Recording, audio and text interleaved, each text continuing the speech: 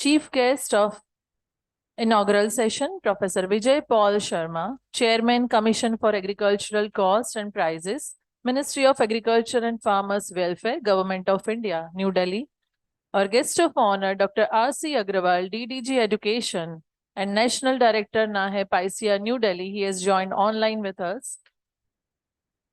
Dr. Anuradha Agrawal, National Coordinator, NAHEP CAS ICR, New Delhi. Dr. M.K. Jhala, Director of Research and Dean PG Studies, Anand Agricultural University. Ms. Namrata Anand, Director, South Asia, Western Sydney University, Australia. Dr. R.S. Punde, Principal and Dean, IABMI and Principal Investigator, NAHEP CAST, Anand. Dr. D.K. Parmar, Assistant Professor, AIT and Co-PI, NAHEP CAST and Organizing Secretary.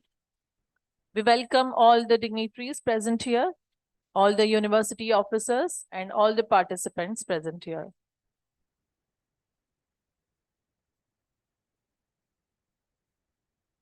We know that marketing is the key problem of farming community in India, particularly for small and marginal farmers who constitute core production system. Artificial agriculture market intelligence plays a crucial role in providing essential information and analysis for farmers, traders, policymakers, and other market functionaries to make informed decisions and develop effective strategies with the aim to cater the need of the farmers of today's era. This international conference has been organized on driving agriculture forward, recent trends and innovations in agricultural market intelligence by Center for Agricultural Market Intelligence under NAHEP CAST, International Agribusiness Management, Anand Agricultural University, in collaboration with School of Computer, Data and Mathematical Sciences, Western Sydney University, Australia.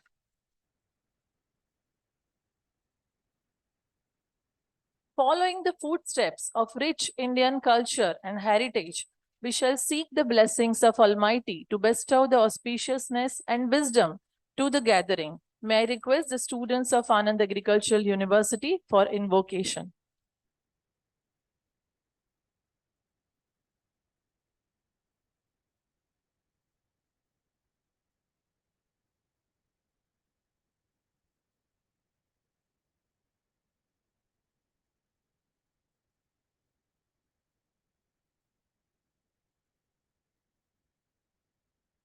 शारदे सरस्वती जयति हंसवाहिनी शारदे सरस्वती जयति हंसवाहिनी रिद्धि दे सिद्धि दे देवी ज्ञानदायिनी शारदे सरस्वती जयति हंसवाहिनी शारदे सरस्वती जयति हंसवाहिनी श्वेतवस्त्रधारिणी सत्वगुण प्रदर्शिनी श्वेतवस्त्रधारिणी सत्वगुण प्रदर्शिनी योगिनी सुहासिनी देवी ज्ञानदायिनी शारदे सरस्वती जयति हंसवाहिनी शारदे सरस्वती जयति हंसवाहिनी वेद शक्ति तो अनंत संगीत तो श्याम वेद शक्ति तो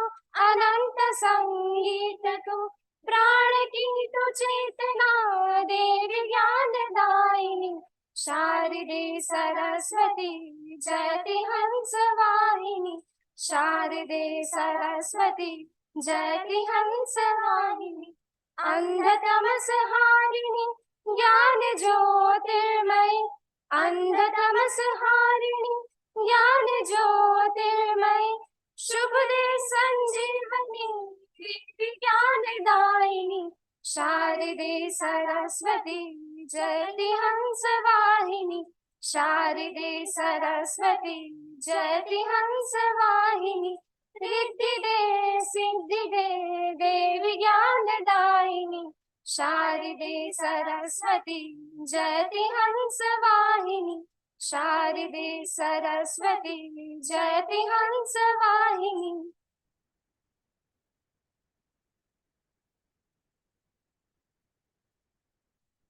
Thank you.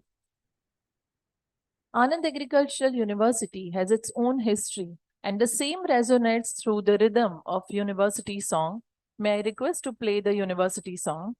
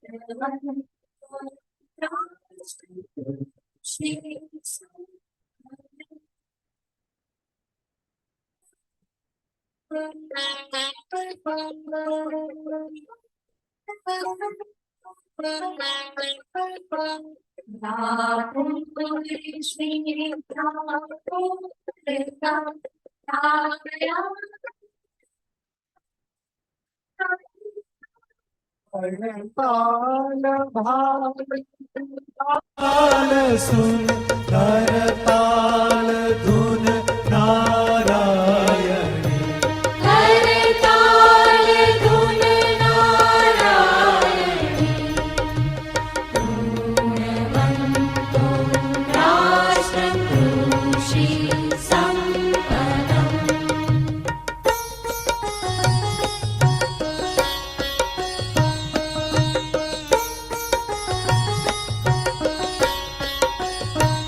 संत राम बोडाणा श्रीमद् हरि माई जो मन भगत दिल के दिए जलते किए पूंजी गिरा रविशंकरी गूंजी गिरा रविशंकरी गुणवन्तो राष्ट्रं कृषि सम्पन्नम्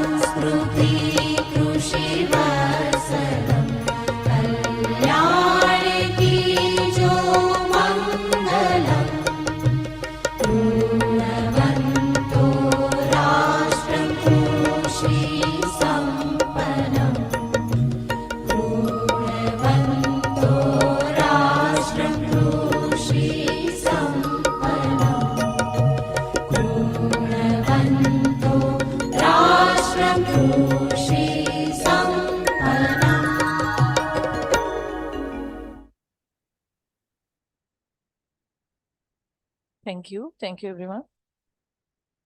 Asatoma Sadagamaya, Tamasoma Jyotirgamaya. The light of the lamp symbolizes the Supreme Brahma. I may request the dignitaries on the dais to kindle the lamp and pray to liberate all from the darkness of ignorance through eternal and effulgent light. Please.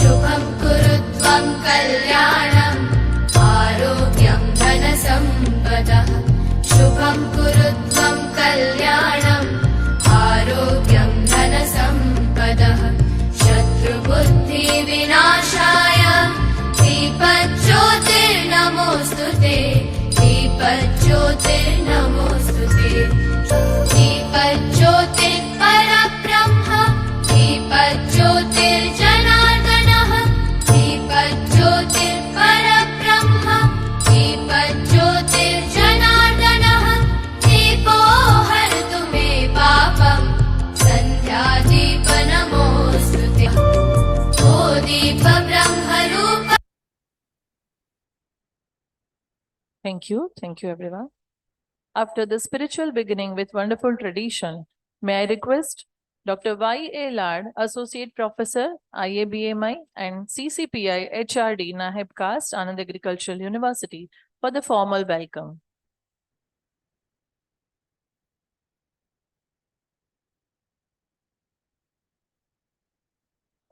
Very good morning, ladies and gentlemen.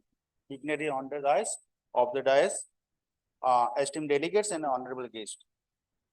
As we all know, the agriculture is the very foundation for the substance and progress, and they take the center stage as we are gathered for the international forum that dedicated to driving agriculture forwards through exploration, the recent trends and innovation in agriculture. It is the great enthusiasm and sense to propose the extend heartfelt welcome to our dignitaries, starting from our Honorable Vice Chancellor, Dr. K.B. Kathiria Sahab, our chief guest, Dr. Vijay Paul Sharma Sahab, Chairman and Commissioner for Agri Cost and Prices, Ministry of Agriculture and Farmer Welfare, Government of India, New Delhi. I also like to thank our online president, our direct national DDG Sahab, Dr. R.C. Agrawal Sahab, and our national coordinator, Dr. Anuradha Agrawal Madam. I will also thank to also welcome Dr. Atula from the professor from the Department of Agriculture, Department of Mathematics, Western Sydney University. I would also welcome Dr. M.K. Jala Sahab, Director of Research and DGPG Study, AU Anand, as well as Ms. Namrata Anand, Regional Director, Southwestern University, New Delhi. And I also welcome Dr. R.S. Kundi Sahab, PI, and Principal Dean IABMI, who is also acted as a joint secretaries, along with Dr. D.K. Parmar, Assistant Professor and CCPI Nahib Caste, and all university officers and guests. I can say that all the presidents who are over here that committed to advance toward the frontier for the agriculture knowledge and technology, which leads to the largely at the market intelligence. The themes of the conference that has a transformative to the international delegate for the forum for the which are the recent trends that are going to be happen for the agriculture. Right now, we can say that in agriculture, the production we are sufficient, but still we are lacking behind for the agriculture market intelligence. So on this intelligent journey, I encourage you all for active participation and meaningful discussion.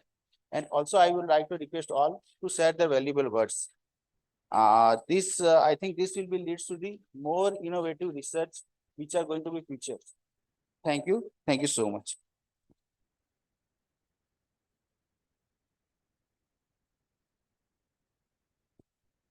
Thank you, Dr. Y.A. Lad. Words are the ornaments of thoughts, and same flowers are the ornaments of gratitude. Expressing our deep sense of gratitude and affection, we would request Dr. R.S. Punde to present bouquet of flower to our chief guest, Dr. Vijay Paul Sharma.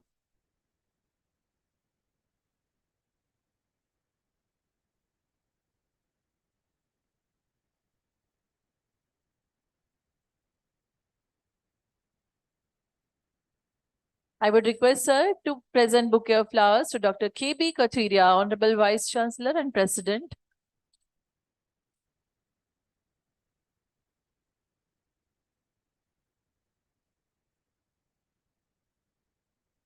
Thank you, sir. May I request Dr. D.K. Parmar to offer bouquet of flower to Dr. Namrata Anand.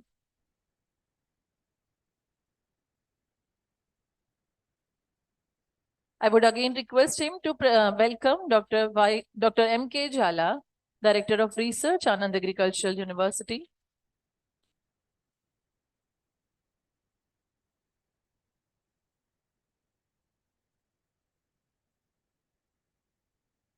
Thank you. I would request Dr. Y.A. Lad to present bouquet to Dr. R.S. Punde,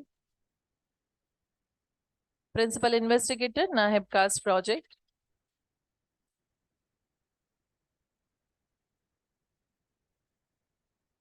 Again, I would request him to welcome Dr. D.K. Parmar, Organizing Secretary of this conference.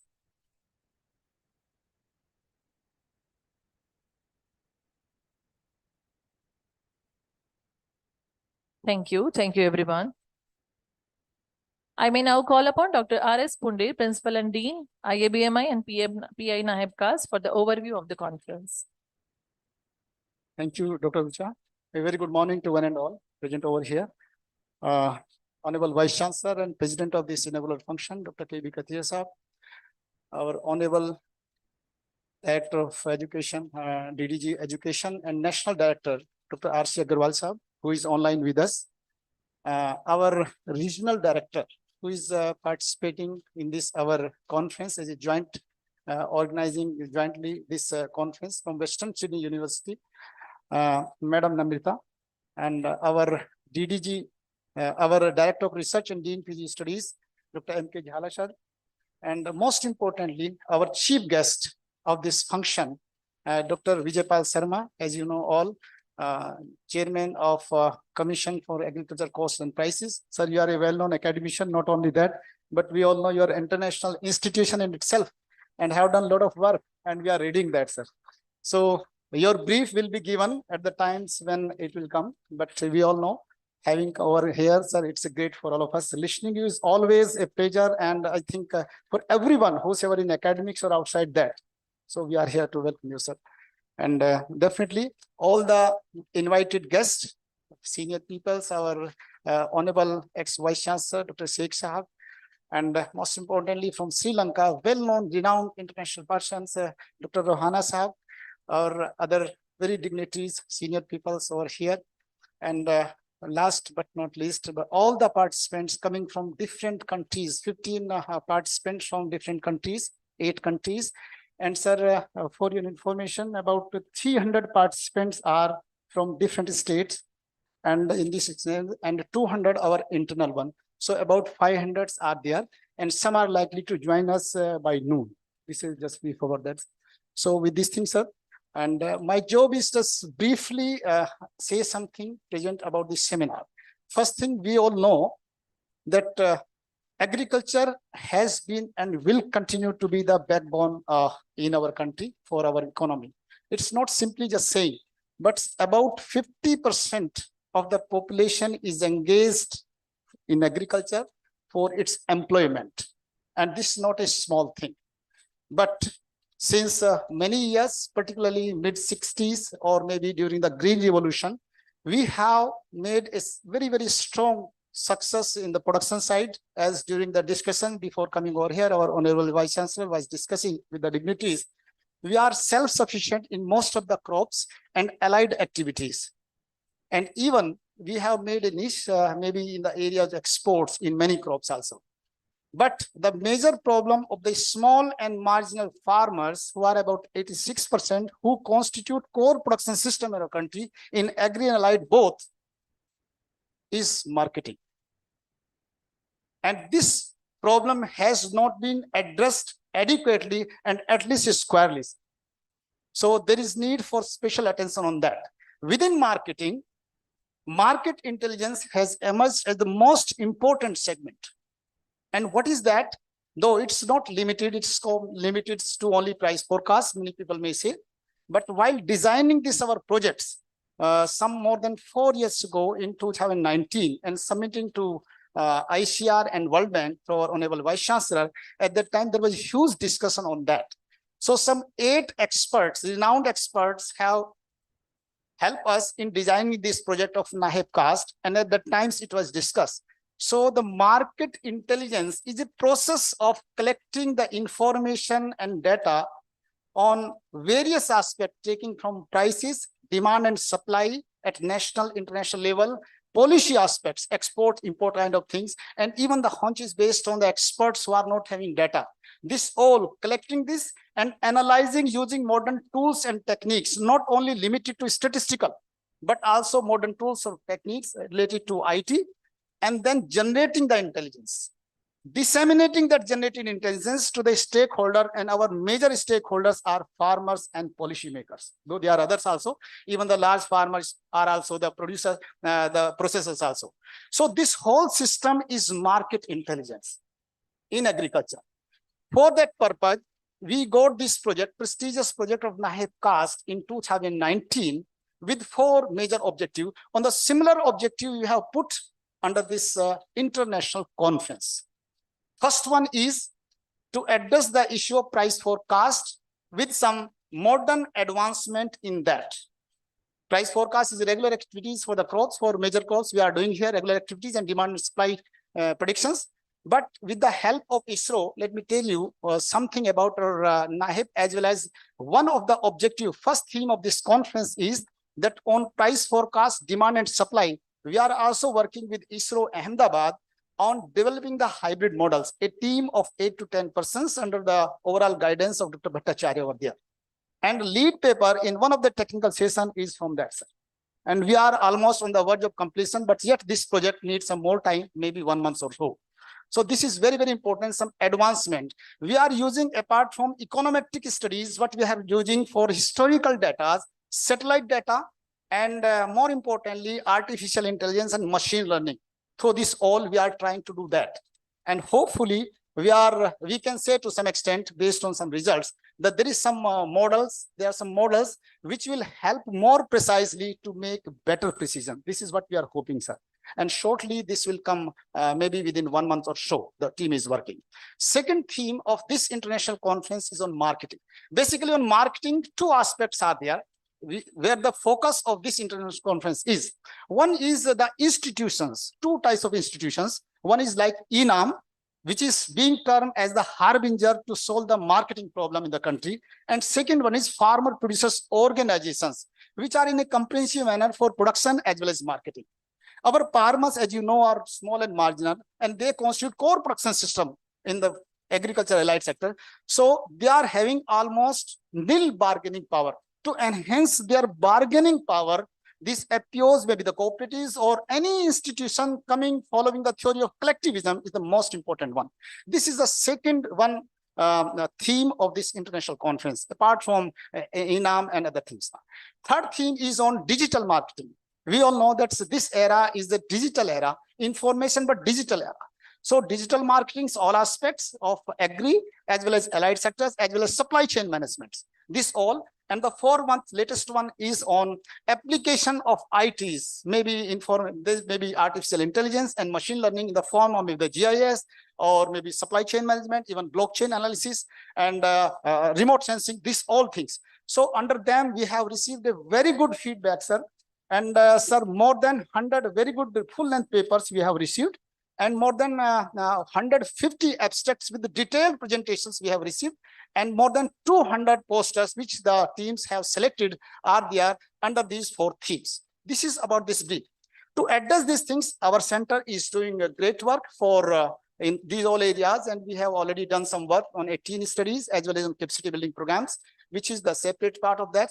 And with these things, one important point, which may be termed as not intended, but unintended, is that unless this market intelligence is addressed squarely and adequately by the central government, state government agencies, people concerned. Even the entrepreneurship in agriculture, which is being termed as the buzzwords today by central government, state government, everyone, cannot be solved.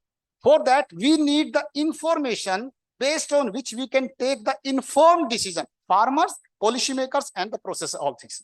So, sir, this is not only limited to this area, but for entrepreneurship, which is really the buzzword for that. So, with these things, I think this is brief from our side about this conference. Once again, from my side, I welcome the dignitaries on the dais, invited guests all, and esteemed participants. Thank you very much.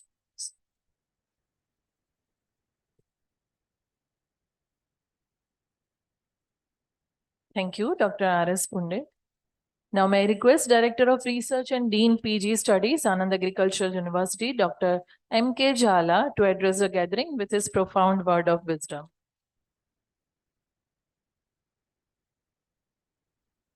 Namaskar and very good morning to one and all. On this occasion of very important international conference on driving agriculture forward, recent trends and innovations in agriculture market intelligence. Dignitaries on the dais, Honorable Vice Chancellor of AAU, Dr. Katheria sir, Chief Guest of the function, Professor V.C. Sharma sir, Guest of honor, Dr. R.C. Agrawal sir, National Director, NAHIP and DDG Education, ICR, National Coordinator, Madam Anuradha Agrawal, Ms. Namrata Anand, Regional Director, South Asia, Western Sydney University, Dr. Pundi, Dr. Verma, Dr. Atula from Western Sydney University, who has also joined online, Honorable Vice Chancellor of AAU, Dr. Sheikh sir, and among other dignitaries in the audience, Dr. Kalamkar, Dr. Y.C. Jhala, Dr. Supekar, and many other stalwarts on this topic. And as Professor Pundir has mentioned, a very distinguished speakers and guests we have from Sri Lanka. We have Dr. Rohana, Dr. Achini. From UK, Mr. Umesh Tak. From Czech Republic, Dr. Sopanwag. Mr. Parth Pandit from USA, and also Mr. Mayur Patel from USA. And many other dignitaries who are going to present paper online. So there are participation from 8 different countries: US, Australia, Sri Lanka, UK, Czech Republic, Bangladesh, Nepal, and Ghana. And the deans and directors of this university, delegates, faculty, students, and press and media persons. The topic includes one word, that is driving forward. And this driving forward, especially when we are stakeholders for agriculture domain, driving forward is not just and cannot be a one-time preposition. I think it's a continuous necessity and demand to drive agriculture forward. It is going to be a ever going in demand. We cannot say only once we have to think that we have to drive it forward. Always, continuously, it has to go like this because of many things, ever increasing population and continuously emerging newer challenges like climate change and other things. And of course, availability of new tools and technologies which are becoming available. One has to remain prepared for forward drive, as it is must, and there is no other option if we have to survive on this planet Earth. Hence, the other 2 words in the title of this international conference is that recent trends and innovation have their own significance for the subsequent deliberations and discussion during the conference. And when we talk these terms in context to market intelligence, it is better to focus on just intelligence, the word intelligence. See, generally it is said that intelligence is either inherent intelligence, and inherent intelligence can be cultivated also. There are very few, successful examples of many well-known personality who had inherent intelligence. Like, for example, Dhirubhai Ambani, inherent intelligence, And this intelligence can be cultivated as well. So I think these conferences like this, we definitely have the advantage to cultivate that kind of intelligence with marketing in the center. And when we develop such marketing intelligence, I think we get a competitive advantage, of course. And this competitive advantage, I think we have to also consider that this advantage can be ethical advantage as well as non-ethical advantage as well, what we call as an espionage.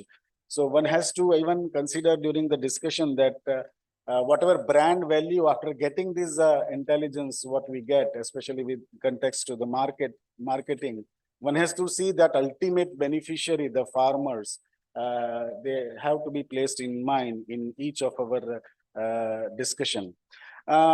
Needless to say that earlier, of course, whatever the scenario of agricultural production in our country, we were not able to meet even the demand for even daily consumption. But after Green Revolution, whatever the revolution has taken place, the production of food grain increased with the increase in every other things which was related to the agricultural domain. But next important issue, which was poor marketing, and even today we are facing some issues with that due to market information. And there are two different things. One is a market information and market intelligence. Information straightway comes from the data what we have on the marketing side. But from this information, whatever the futuristic trend you can predict, as it was mentioned for price forecasting and other things, that kind of an information what ultimately the policymakers and the farmers get, that is a different thing to deal with. So even in the present scenario, if you see, everything is changing in the way we live at present on this planet Earth. Everything is changing.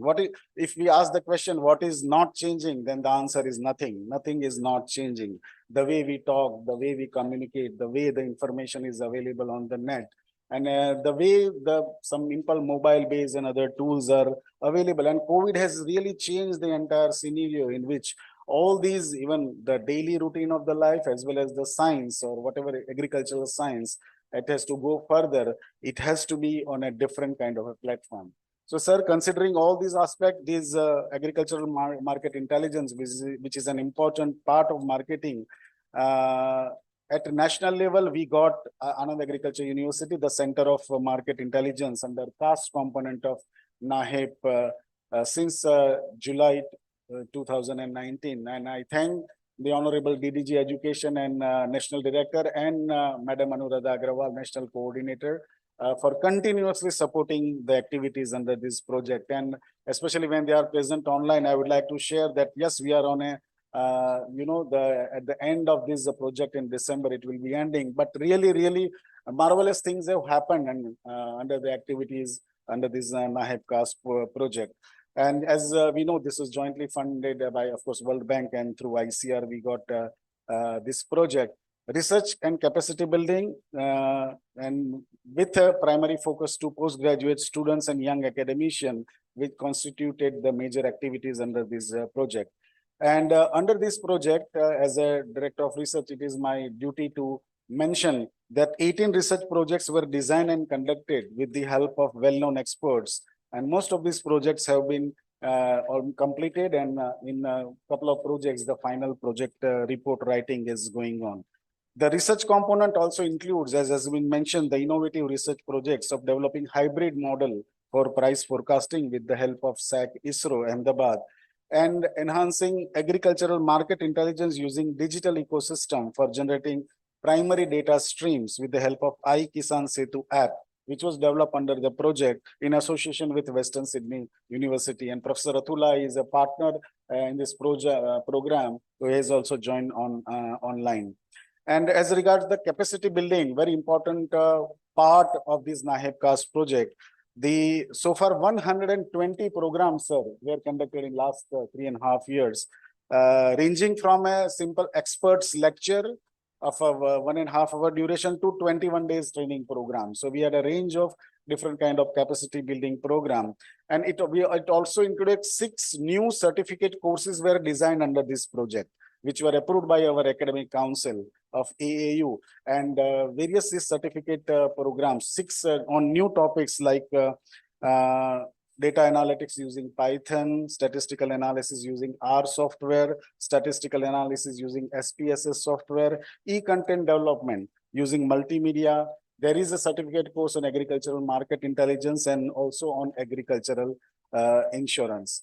It is also worthwhile to mention that as a part of capacity building, 20 faculty members of AAU and 40 PG students got an international training in 13 different countries, which was a very important outcome of this NAHEP CAST project.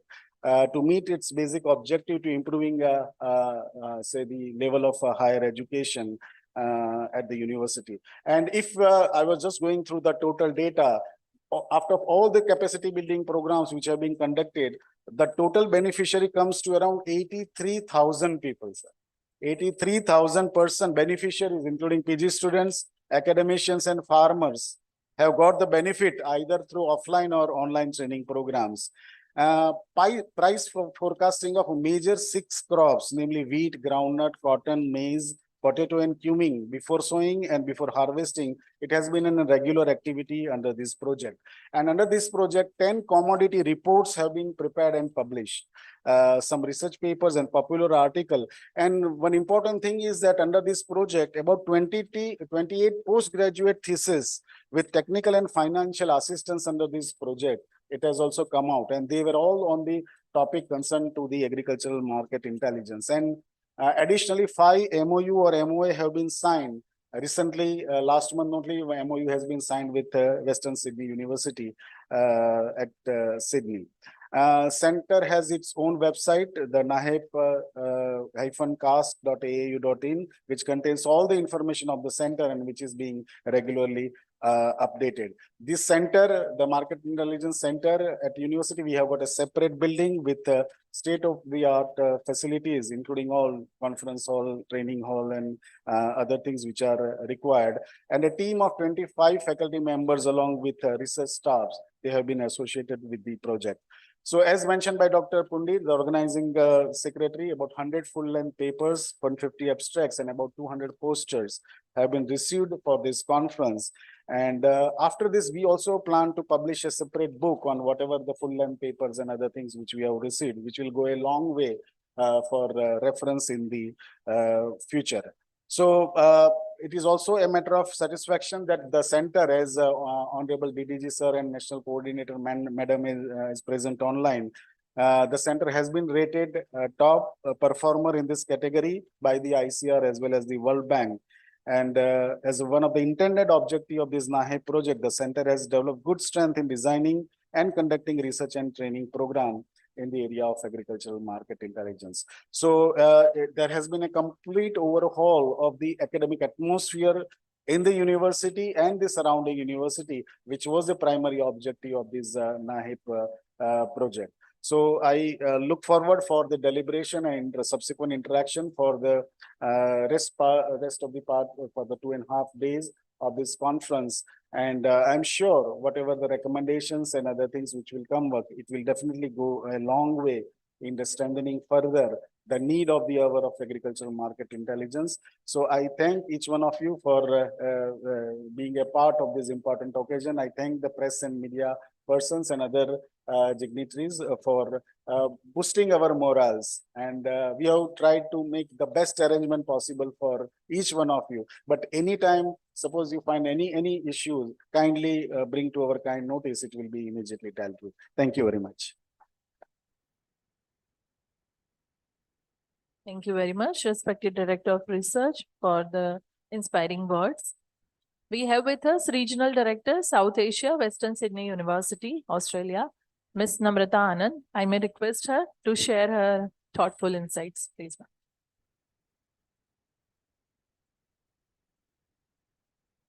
A very good morning to everyone, and I would like to thank everyone who gave me this opportunity to be here today to talk to all of you. A big thank you to Honorable Vice Chancellor. Again, we've got dignitaries sitting here, Professor Vijay Sharma. Again, some names that I am really feeling proud to be a part of this conference today. Thank you to my colleagues in Sydney, Professor Atula, who has joined online, Dr. Nisha, Dr. Sunil, who gave me this opportunity to be the face of my university and participating in this conference today. So I am the regional director for Western Sydney, and Western Sydney is one of the leading universities in Australia. We are only a 35-year-old university. We are number one in the world for sustainability rankings. So we've made sure that we made a mark in achieving all the UN sustainability goals twice in a row, last year and this year.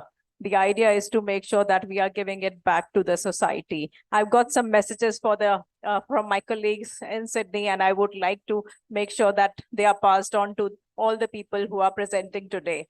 So Western Sydney's main strategic approach towards humanity is addressing the rising acute food insecurity and water scarcity, addressing the impact of conflict, climate change, and food security. Being number one in the world obviously gives us a sense of pride. And it gives me a sense of pride that two countries where I live in and where I work for, Australia, it has been like a great collaboration between the two countries. And again, it fills me with a lot of pride today that I'm standing here on the receiving end and the giving end as well. When it comes to UN sustainability goals, we are looking forward to ending and addressing areas like hunger, achieve food security, improve nutrition, promote sustainable agriculture, achieve water security. Western Sydney itself has received huge grants in the past, and now also they've got about $13 million that has been received to address all these issues and help and collaborate universities around the world, and especially in this part of the world. We are here to make sure that we are contributing towards different countries. We are tying up with 26 agriculture universities in India alone. Focuses on dual degrees as well, wherein we are researching together. We are making sure that we are creating graduates, which serves again to the UN sustainability goals. We've got 13 different campuses. We have just started our 14th campus in Indonesia, and our 15th luckily is going to be in India next year. The idea is to make sure that we are delivering programs related to water and agriculture in this country as well. Again, without any more delay, I would like to pass it on to the respected colleagues who are more learned than me. And thank you once again for inviting me here today. And I look forward to this conference. Thank you. Thank you. Dr. Atula Jiniji, he has joined online with us. He's Professor, School of Computer, Data and Mathematical Sciences from Western Sydney University. I may request him to address the gathering, please. Good morning, esteemed guests. Let me first check whether I am audible. Yes, sir, you are audible. Okay, it's my great pleasure to be part of this conference and also jointly collaborate in organizing this. My apologies that I cannot be there personally, but Namrata is representing our university, and I'm very happy she has been able to come and represent our university, and for you all to hear about the great work we do, especially towards achieving the United Nations Sustainable Development Goals. Today, IT has become such an important thing, especially in the recent year with the advent of AI coming onto the mainstream. Everything we do is changing. And in that context, we were very happy to be able to explore how IT can be used to change the agriculture and the farming. Especially when we are becoming a digitally connected world, it opens up a lot of new opportunities. So we had a very successful project with Anand Agriculture University, and we have now deployed an app where 200 farmers are trialing it right now. And we are looking at rethinking the market intelligence, giving it a holistic approach, looking at not only price forecasting, about the crop knowledge, ways of reducing market friction, etc. And I will talk more about it later in a technical session. But I would like to convey my best regards to all the participants here today, and also congratulate the organizers who have done a wonderful job. And I'll talk more about the technical matters in the afternoon session about the project and the know-how. But what is very important is for us to realize, with the digitally connected world, we can do a lot of wonderful things with market intelligence. We have to rethink and take a holistic approach, and that is going to help us a lot towards achieving the food security in the future. Thank you.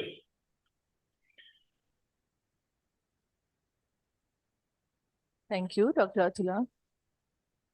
Our National Coordinator, Nahib Caste, ICR New Delhi, Dr. Anuradha Agrawal, has joined in online mode. I request ma'am to kindly address the gathering. Thank you very much. I hope I am audible. A very good morning to all. President of the session, Dr. K.B. Kathiria, Honorable Vice Chancellor of AAU. Chief guest of the function, Professor Vijay Pal Sharma, Chairman, Commission for Agricultural Costs and Prices, Ministry of Agriculture and Farmers Welfare. Dignitaries on the dais, Dr. M.K. Jhala, Director of Research and Dean, PG Studies at AAU. Dr. Atula Genege, my speaker before me, from WSU Australia. Ms. Namrata Anand, Regional Director of South Asia, Western Sydney University. Organizing Secretaries, Dr. R.S. Pundir, who is not only the Principal and Dean of IABMI, but also the PI of the NAHEP CAST project. Dr. D.K. Parmar, Associate Professor, AIT and Organizing Secretary. Joint Organizing Secretaries, Dr. Y.A. Lad and C.R. Dudgara. Delegates, ladies and gentlemen, on behalf of the project implementation of the NAHEP and my own personal behalf, I extend a very warm welcome to one and all. At the outset, I would like to apologize to the organizers for not being in person. And that's because our tours are kind of restricted during the Parliament session and I could not make it. Nonetheless, our best wishes go with the organizers for a very successful conduct of this conference. In this era of information is power, and agricultural market intelligence is the key to unlocking this power. By leveraging big data analytics and emerging technologies, we can gain unprecedented insights into market trends, weather patterns, and consumer preferences. This allows us to make market-driven decisions that optimize yields, minimize cost, and ensure our crops reach the right markets at the right time. For a country like India, this is of great importance and significance, and it is very appropriate that this conference has been organized under the aegis of the Center for Market Intelligence, a sub-project of the Center of Advanced Agricultural Science and Technology, which is a subcomponent of the NAHEP, by IABMI, and excellent collaboration with the School of Computer, Data and Mathematical Sciences, Western Sydney University, Australia. It is very heartening to note, as mentioned by Dr. Pundir, that more than 500 participants will be benefiting from this conference, and I congratulate Dr. Pundir and his entire team, and of course, our Honorable Vice Chancellor for this excellent gathering. I will just take a few moments to share with our co-hosts and all the delegates the relevance of the NAHEP project. This project, as we all might be knowing, is a collaboration between the Government of India and the World Bank, and is being executed by the ICR with the aim to elevate the quality of higher education in the country. And this we are trying to achieve by strengthening the institutional capacity of agricultural universities and colleges, improve the agricultural curricula, promote innovations and entrepreneurship in agriculture, and very importantly, fostering partnership with international universities and institutes, as we see the case today. The NHEP projects have been supporting activities and results related to cross-cutting strategic areas of climate change, jobs, and gender. In the past nearly 6 years, 62 agricultural universities were awarded the NHEP project. And in this, we had 3 categories of universities. 22 agricultural universities were given the Institute Development Program project, and 16 universities were given the CAST project, as one of them being the Anand Agricultural University, and 24 universities were given innovation grant under one of the components of the NHEP. Further, we also have 3 ICR institutes: the Indian Agricultural Statistical Research Institute in Delhi, the National Agricultural Research Management Institute in Hyderabad, and again the National Institute for Agricultural Policy, again in Delhi, which are part of another component of the NHEP that deals with enriching ICR leadership in agriculture higher education. So over the past 6 years, giving a very handsome budget of nearly 1100 crore rupees, which is about $165 million, we have facilitated the universities to improve their quality of agriculture higher education. And that has been impacted many ways. This we have achieved by improving because of the project. As already mentioned, the project provided opportunities for people to take trainings both in India and abroad, to improve the curricula, to improve the number of vocational courses and skill-oriented courses that were offered. It has made the entire ecosystem of agriculture education more attractive and lucrative. And we have observed that there is a 5-fold increase in the number of students who now aspire to join agriculture higher education. So that has been one of the very satisfying outcomes of the project. And also the skill development provided under the project has led to more entrepreneurship outcomes. And I'm sure during the conference, some of those experiences will be shared by our AU PIs. And overall, there has been an increase in the graduation rate, in the enrollment rate, in the number of people coming for the entrance exam. Very importantly, a great jump has been increased in the number of MOUs we have developed with the industry, as well as, so the jump is like from 32 industry-sponsored projects to about 400 in the last 5 years. So, as already mentioned by Dr. Jhala, a large number of student beneficiaries and faculties beneficiaries have taken advantage of the foreign trainings. The overall project figure is nearly 2,000 students and more than 600 faculty who have undergone international training, and more than 10,000 training programs and have been carried out for students, and nearly 5,000 training programs for the faculty under the NAHEP. Of course, ND sir has joined and he will be giving more details on this. So basically, this is just to say that the NHEP has empowered the faculty, empowered the students and the staff of all agricultural universities in the country to reach to the next level required for sustaining agriculture in the country. And this particular conference is a step in that direction, because you will be talking about the big data revolution, the adoption of precision agriculture, how market intelligence will help towards, say, agri startups. And as mentioned by Dr. Namrata, how we can orient our work to focus towards sustainability, that being the buzzword in today's agricultural scenario. So I wish the organizers and all the participants and delegates of this conference a very successful conference.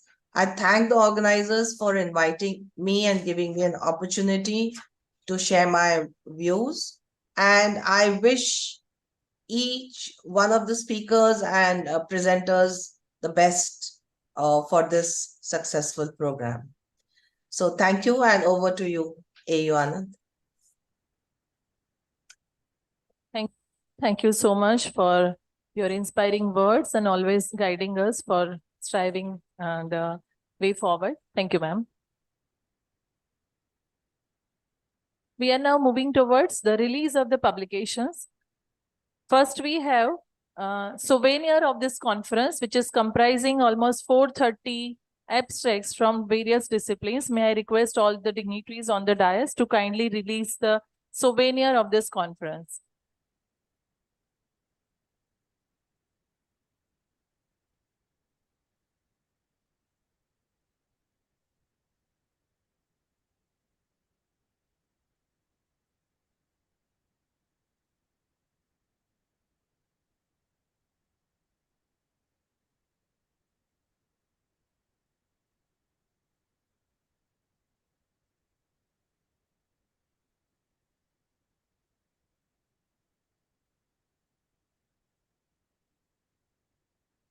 This souvenir is comprising 430 abstracts from all the 4 themes and full-length paper, poster presentations, and everything is included in that.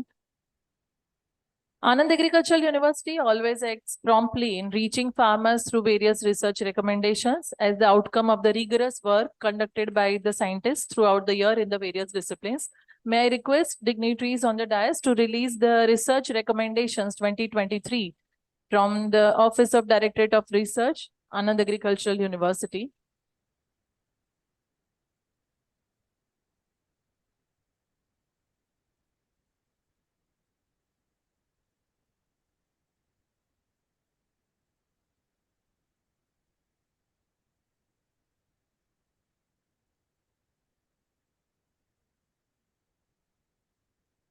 Thank you all. Medicinal crops they are equally gaining focus in the current era. So we have one profitable book, Weed Flora of Gujarat, Ayurvedic Potential of Weed Plants, compiled by the Medicinal and Aromatic Plant Department. I request dignitaries on the dais to release the publication and request the authors of the book to please come upon the stage. Dr. K.V. Patel, Dr. Amarjit, and Dr. Ramesh.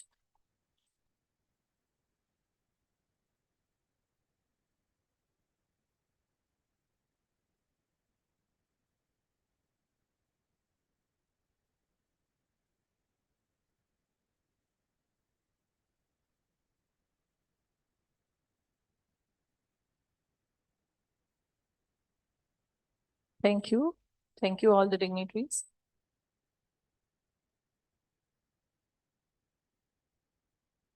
We have with us DDG Education and National Director NAHEP ICR New Delhi, Dr. R.C. Agrawal.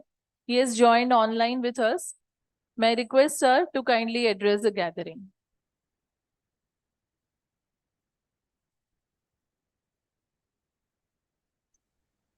Thank you very much.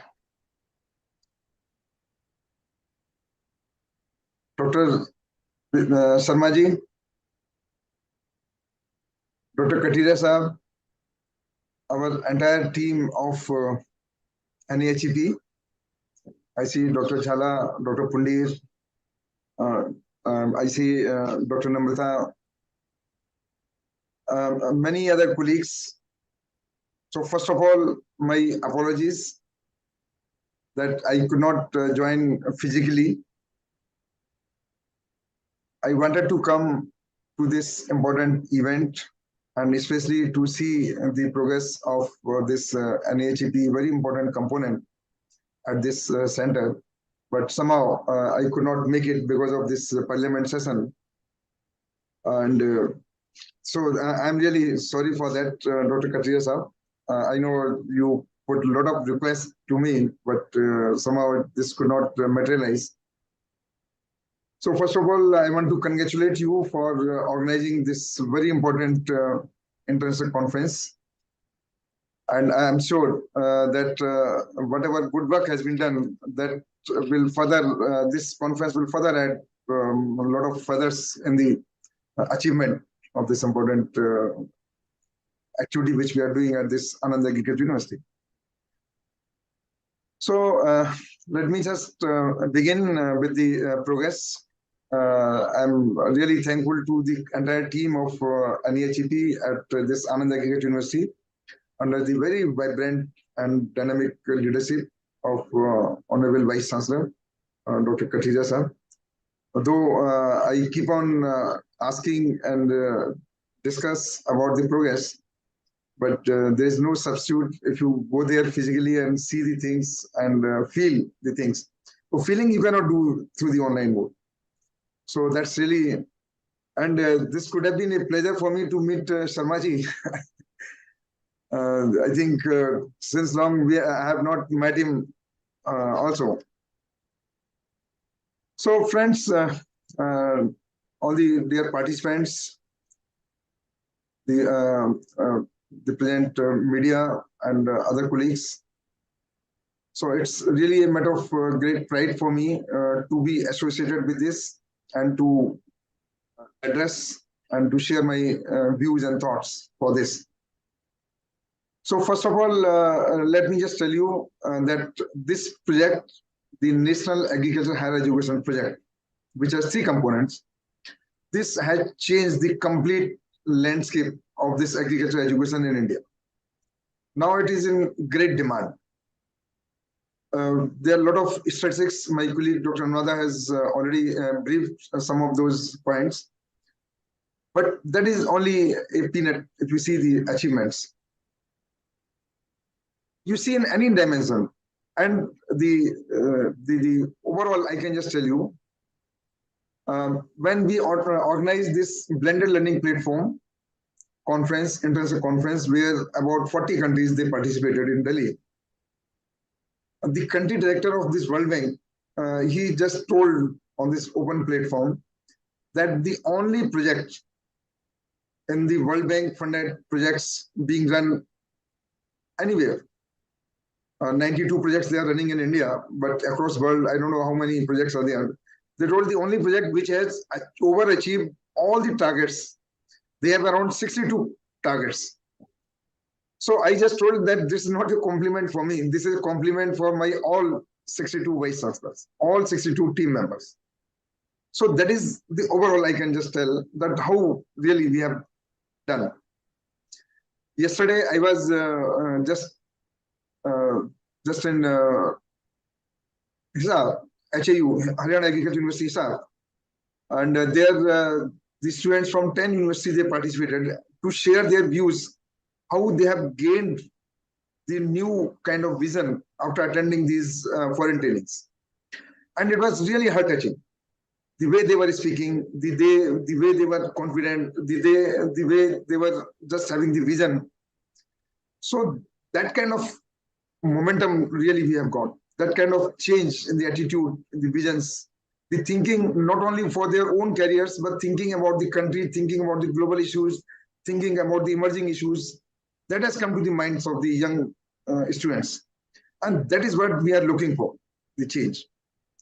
And especially if I talk for the faculty, I think more than 500 faculty we have sent abroad.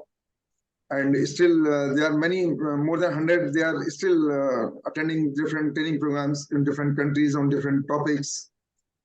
But it's not simply going and coming back and just gaining the experience or something.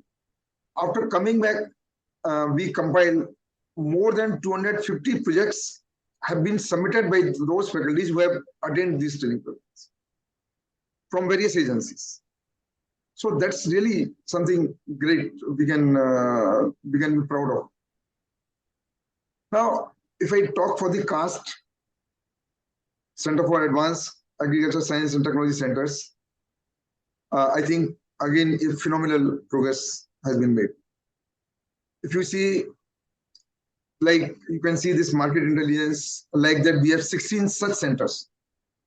And I will request Dr. Sarmaji if he can just suggest us how we can integrate this. So what we are thinking is that these centers are not state specific. These are not university specific. They are the national centers for these particular domains. So this market intelligence is not only for the Anand Agricultural University, it's not only for the students of the Gujarat, but it is for the entire country. Any student sitting anywhere, if they want to take any project, if they want to do research in this market intelligence or the related topics, so the Anand Agricultural University will be happy to share their expertise, to call them, to guide them, to do any kind of thing.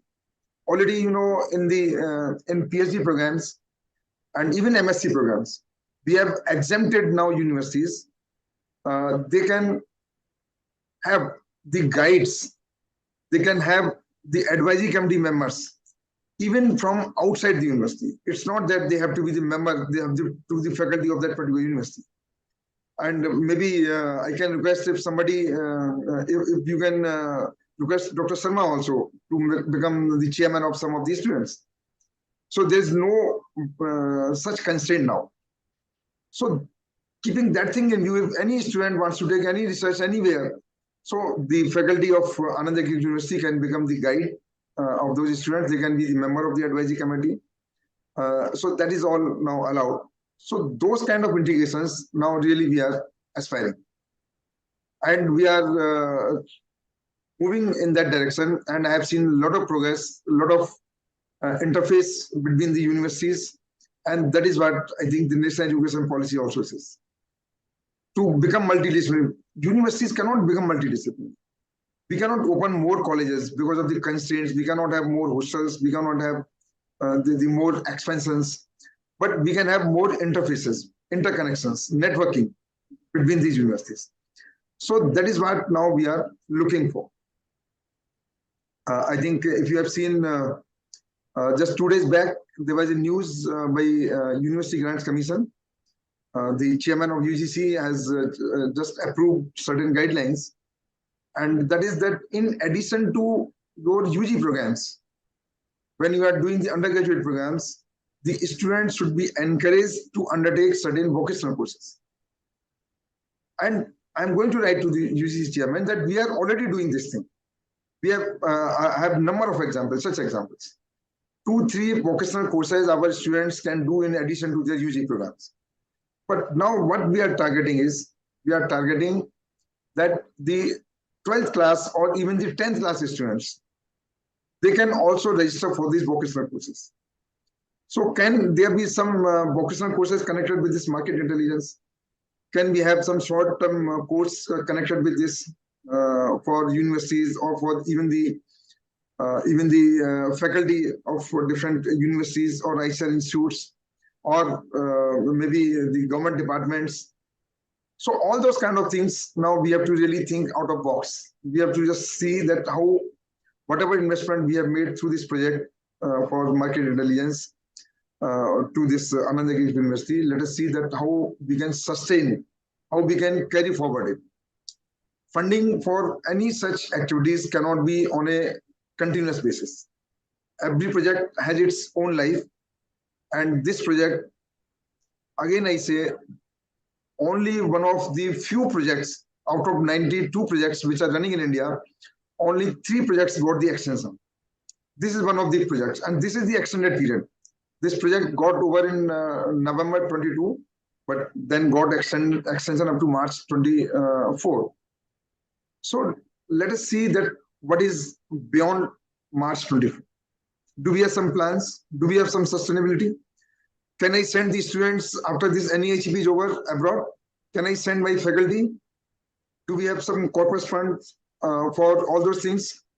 Let us think for that. Let us always not see that I can work only once the funds are there. So all those things we need to deliberate we really need to get guidance from various experts, think tanks in that direction. Now, let me also just share with all of you that we have, as I told you, we have a lot of good stories, success stories for the entrepreneurship. When I compiled the data of last 8 years, and we could find that we have around 400 successful agripreneurs from our agriculture business. Average turnover was coming around 28 lakhs. And that data is not complete. Many universities, they have not even shared all those details. So you see how we are contributing for this entrepreneurship. If you see many other informations, I can just tell you that the on-time graduation rate, which we were given a target of 77, we started from 77% when this project started, but today it is 95.5%. From 77 to 90, and we were given a target of 90%. So overachieved this thing. We were given a target of 95,000 total beneficiaries out of this project. We have 3.5 lakh beneficiaries. Similarly, you see placement rates. We started from 41% when this project started, but today it is more than 60% placement rates in our agricultural universities. So that's what I say, that we are really proud of our all NAHP teams, our all IDP, CAST, IG, all these three components. And not only this, we had many out-of-box initiatives. Again, I want to share with Dr. Sharmaji. We conducted one study on the human resource requirement, very successful, highly appreciated, with the support of all seed industry, all industry connected with the agriculture, pesticides, insecticides, FICCI, Niti Aayog, and it took us around 10 months, 11 months. And now those, we have the exact numbers that how many colleges are required in next Amrit Kal, in next 20, 25 years, how much manpower is required, then what is the total inflow in the market, all those details. It's a huge report which we have now compiled. And that's really, and the another report which we have compiled is that I see personally, and yesterday also it was eye-opener for me. My faculty who has visited abroad, they are saying that once they visit abroad, they see that they are not less than any international faculty. They have the potential, they have the knowledge, but sometimes we don't introspect, we don't know the strength of ourselves. What is the strength? So why we cannot convert our universities into the global universities? Why we always say that we have to get only the students from nearby countries? Why we cannot get the students admitted in our universities from advanced countries, from developed countries? What is the edge? So let us think in direction. So what is the gap? Why we are not becoming global? How we can really think globally and how we can attract those students. So all those things, analysis, again, we have done. And that a small brochure also we are releasing, a detailed report also we are releasing.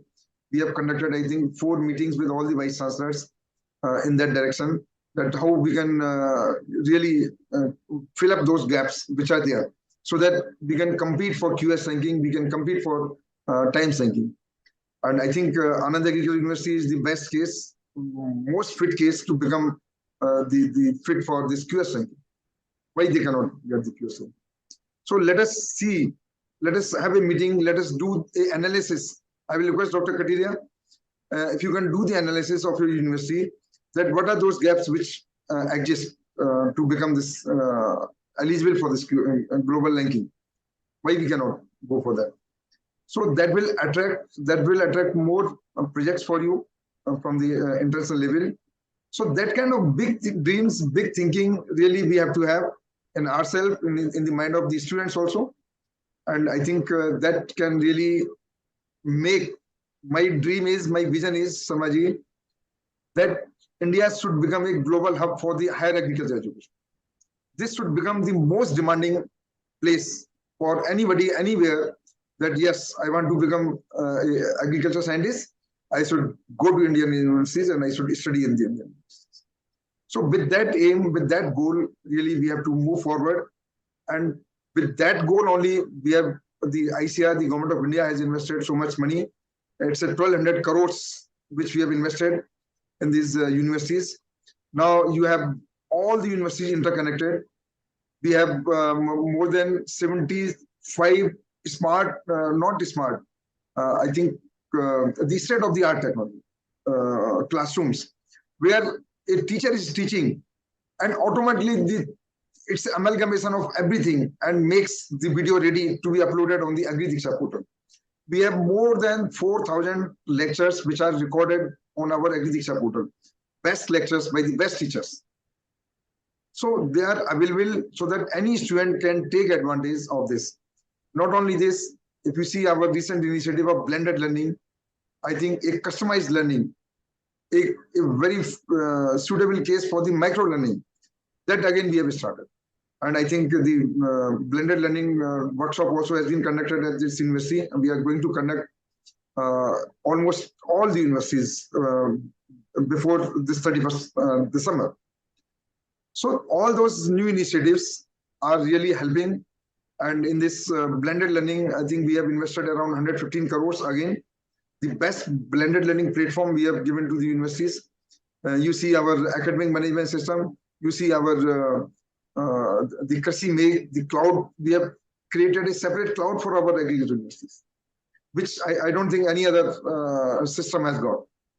So all those IT initiatives, all those other kind of initiatives for the infrastructure, the best incubation centers now we have got in all universities.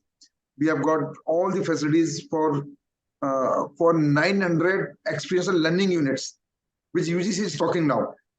900 experiential learning units in 76 universities. You think of any topic and we have the best of the best experiential learning centers in our universities. But the only thing is we don't have the proper public connect, the community connect. Recently, I visited the United States and I was really amazed to see that they are having almost in all the universities now, a new college which is coming up, the College of Urban Agriculture. Now, there is so much demand of urban agriculture. People want to grow their own vegetables in their own drawing rooms, the terrace, balcony, other things. And a lot of community connect is there. They are coming and learning. The housewives, they are coming, they are learning. Do we have some such plans? So all those things, we have to just mold ourselves with the requirement of our community, citizens, so that we can connect school students, we can connect the general public, they can connect to our places. Let us have the outlets of our university products. Many things are there. So that we can say, yes, our universities are mostly in demand by the public, by the community in general. And that is the true sense implementation of the land grant pattern. Land grant pattern means that the government has given you the land, and now it is our duty that we generate sufficient resources and we connect with the community and we address their problems and we are in constant touch with the community. So my request is that please look into all those aspects. And once again, I'm really sorry that I'm not able to come physically. And I thank you for giving me this opportunity to interact with you. And I thank the chief guest, Samaji, for agreeing to deliver his address.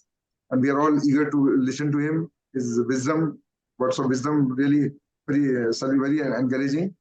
And thanks to Honorable Vice Chancellor, your entire team, Dr. Pundi, Dr. Jhala, and everybody, again, for giving me this support. Thank you and namaskar. Thank you. Thank you, Dr. R.C. Agrawal. He has always been a guiding force and inspiring the NAHEB team since the inception of the project. We are always indebted to you, sir, for all your inputs and remarks for making the project fruitful. Thank you for joining on this occasion. Thank you, sir. I take privilege to introduce our chief guest, Professor Vijay Paul Sharma. Professor Sharma is currently Chairman, Commission for Agricultural Cost and Prices, Ministry of Agriculture and Farmers Welfare, Government of India, and is on deputation from Indian Institute of Management, Ahmedabad. He has served his first 5-year term as Chairman, Commission for Agricultural Cost and Prices, Government of India from June 2016 to May 2021. Professor Sharma has held a number of important positions at IIM Ahmedabad, including Chairman, Center for Management in Agriculture for 5 years and Chairman, MBA in Food and Agribusiness Management for 4 years. He is an eminent agribusiness management expert and policymaker with more than 3 decades of rich and diverse experience. He has been a consultant to many national and international organizations and deeply involved in agri-food policy formulation, analysis, and advice. He was international consultant, Food and Agriculture Organization of the United Nations, FAO Regional Office for Near East and North Africa, Riyadh, Saudi Arabia, and advisor to the USAID's economic reforms projects in Central Asian countries, in Tashkent, Uzbekistan. Professor Sharma has been a member and chairman of several national and state level committees. He has about 100 books to his credit on Indian agriculture, besides numerous research papers in national and international journals, working papers, and lead and keynote papers in conferences. Sir, we are sincerely looking forward to your valuable inputs. May I request him to address?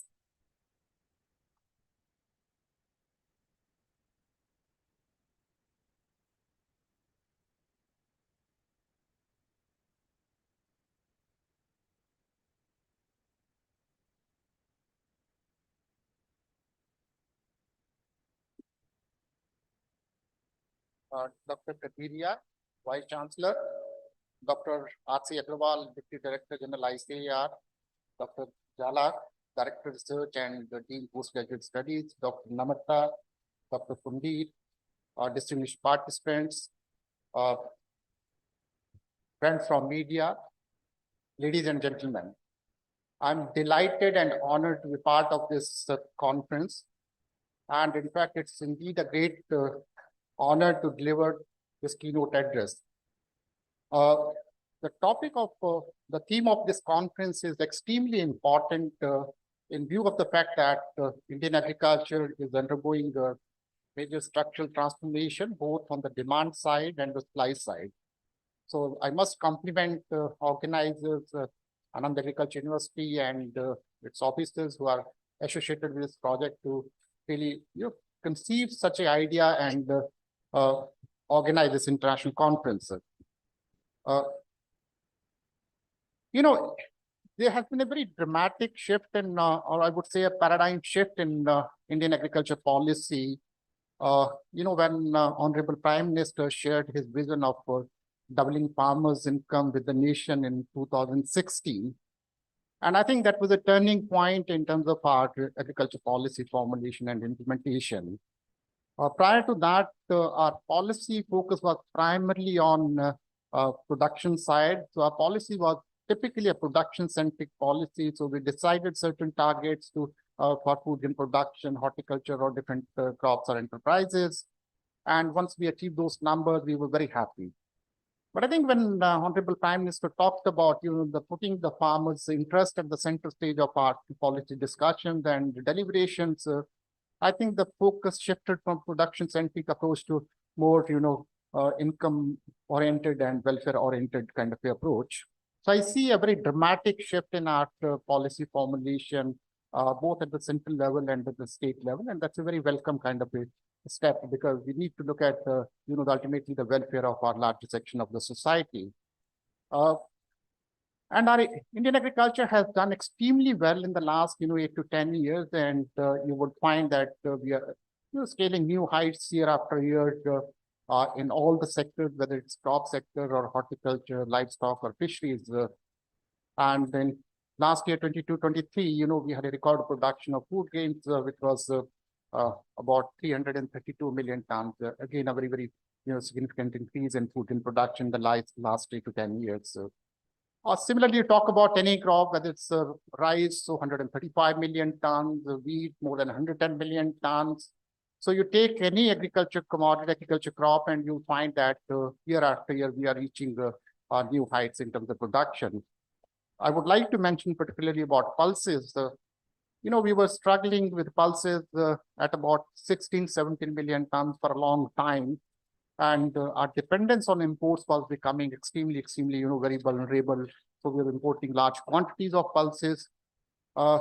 But during last 6, 7 years, you find that because of very strong support from the government, enabling policy environment, then very strong support from the research and development side, and farmers' response to these initiatives are pulses production has increased quite significantly. Last year, in fact, there was a small dip, but 21, 22, our pulses production was about more than 27 million tons. So moving away from 16, 17 million tons to 26, 27 million tons is a very significant, jump in production. And the reason is, I would, say 3 factors have, attributed to this significant increase in pulses. One is, as I said, the enabling policy environment. And one of the, the key parameter is if the farmer gets the right incentive, I'm sure our farmer can produce anything and everything on this earth. So farmer is the most intelligent creature on this earth, provided he is given the opportunity, he's provided the right kind of technology, he's provided the right kind of market access and associated your inputs and services. So as a part of our commission, we decided to incentivize our farmers who produce pulses, who produce oil seeds, where we are still very, highly dependent on imports and millets. So there was a very significant increase in minimum support prices of pulses after 2017-18. But that has to be supported by some mechanism, because announcement of MSP is one, but if farmer doesn't get the MSP, then there's a problem. So government, got into action, and government decided to procure pulses, which was never the case, because government had never procured pulses to the extent of, we were talking about 3 million tons, 4 million tons. But anyway, the government decided to procure to make it sure that the farmer get the remunerative price, and you could see that when the farmers got the right price. The third element was that you need technology, and you can't generate technologies overnight. But whatever technologies we have with our research and development system, I think the biggest problem is that we have not been able to translate or take those technologies from our R&D system to the farmers. And the similar problem was there in pulses. And one of the things which we, as a government, tried to focus was on seed availability, quality seed availability. So, same varieties were available with the R&D system, whether it's a state agriculture university or ICR system, but there was no mechanism, there was no supply chain, for pulses. So government took several initiatives and made it sure that the farmer gets the better quality seed. So one is the technology, that's the seed. Second is the assured price in terms of higher MSP supported by procurement. And the third element was, we were importing large quantities of pulses, and import duty was almost zero in most of the pulses. But if you want to protect your domestic producers, you need to restrict imports, because you can't allow the cheap imports to come into your country, because that would adversely impact our production. So government took very brave decision, and sometimes it's difficult to take such kind of decisions, but the government decided to, restrict import of pulses through import duties. If there was a need, then putting quantitative restrictions, and in some cases, a blanket ban on imports. And I think these 3 things: one is the technology, but that's typically a seed. Second is the remunerative prices, and third is the appropriate trade policy. That triggered that growth in pulses. So today we are not self-sufficient, but to a large extent we are, sufficient in terms of almost 90% sufficient in pulses. But edible oils still remains a kind of a issue for us. Similarly, what is happening that, as I said, that our agriculture is also transforming both on the production side and on the market side, on the consumption side. And typically, when the market is moving towards, the high value agriculture, our farmers need to respond to that. And I was talking about this record production, so your horticulture sector is also not neglected. Last year, our total production of horticulture crop was 352 million tons, much larger than your total food grain production of 332 million tons. If I put together only fruits and vegetables, the production is almost more than 320 million tons. So that means when there is a demand for more horticulture crops, farmers are trying to respond to the market signals. But as I said, that they might be facing various issues. And one of the major problem or the constraint which the farmers face mostly in high value agriculture, whether it's a horticulture or livestock or fisheries, because of perishability, is the market access. Because the grain, you can store it, you can sell it after 6 months, you can sell it after a few months. But if it's milk, if it's a fish, if it's your fruit or vegetable, you can't store it overnight. In fact, you'll have to sell it at the earliest possible. So similarly, in case of milk production, our milk production was also more than 20 million tons last year. So the point is that on production front, we are quite comfortable in almost all agriculture commodities, except edible oil seeds. We are still dependent on import, and we're importing almost between 14 to 15.5 million tons of edible oils. So that's one where we are very, very, fortunate that it has happened primarily because of hard work of our farmers. As I said, our farmers are the most intelligent, the most hardworking farmers, so the credit goes to the farmers. But that has also been supported by enabling policy environment, both by the central government and the state government, and we have been able to ensure remunerative prices to the farmers. But when this transformation is happening, we must identify what are the mega trends, what are the major drivers that those which are driving this kind of transformation in agriculture sector. So there could be many, but I'll briefly touch upon 3 or 4 which are important. One is this your rising income and changes in demographics. These are 2 major driving forces. These are the major trends which are influencing agriculture. As you know, when your income levels rise, I think the kind of food we eat or where we eat, there's a significant change in that. So with the rising income, what happens that we move away from typically the staple food to high value agriculture, be it your fruits or vegetables, maybe your livestock products, milk and dairy products, fisheries, poultry, processed foods, ultra processed foods. So that's the way we are moving. Second is because of demographic changes. One is we are one of the largest, country in terms of our younger population. Second is the participation of women in the workforce has increased in the last 10, 15 years. And that's a very positive development because we need, women are to be equal, have an equal share in our work participation. And the implication is that both when both husband and wife they are working, I think they don't have so much of time in terms of cooking.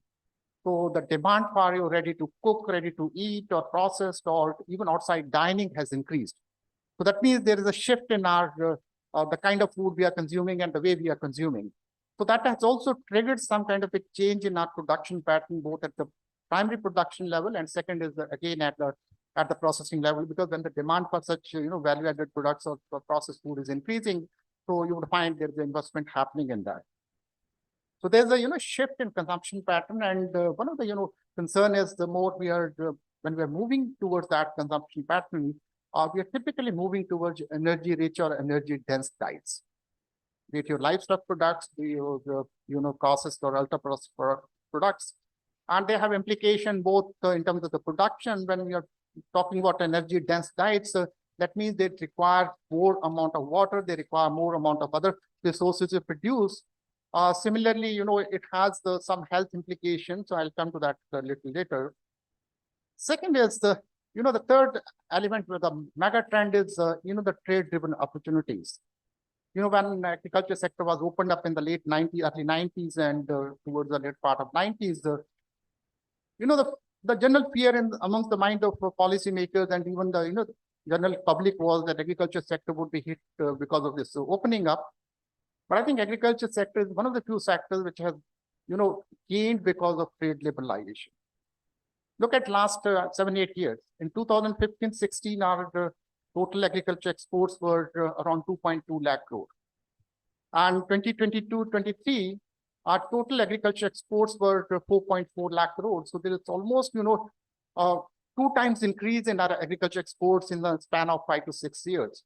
And even if I look at last 3 years, there's almost 40% increase in our agriculture exports from 3.2 lakh crores in 1920 to 4.4 crores in 22-23.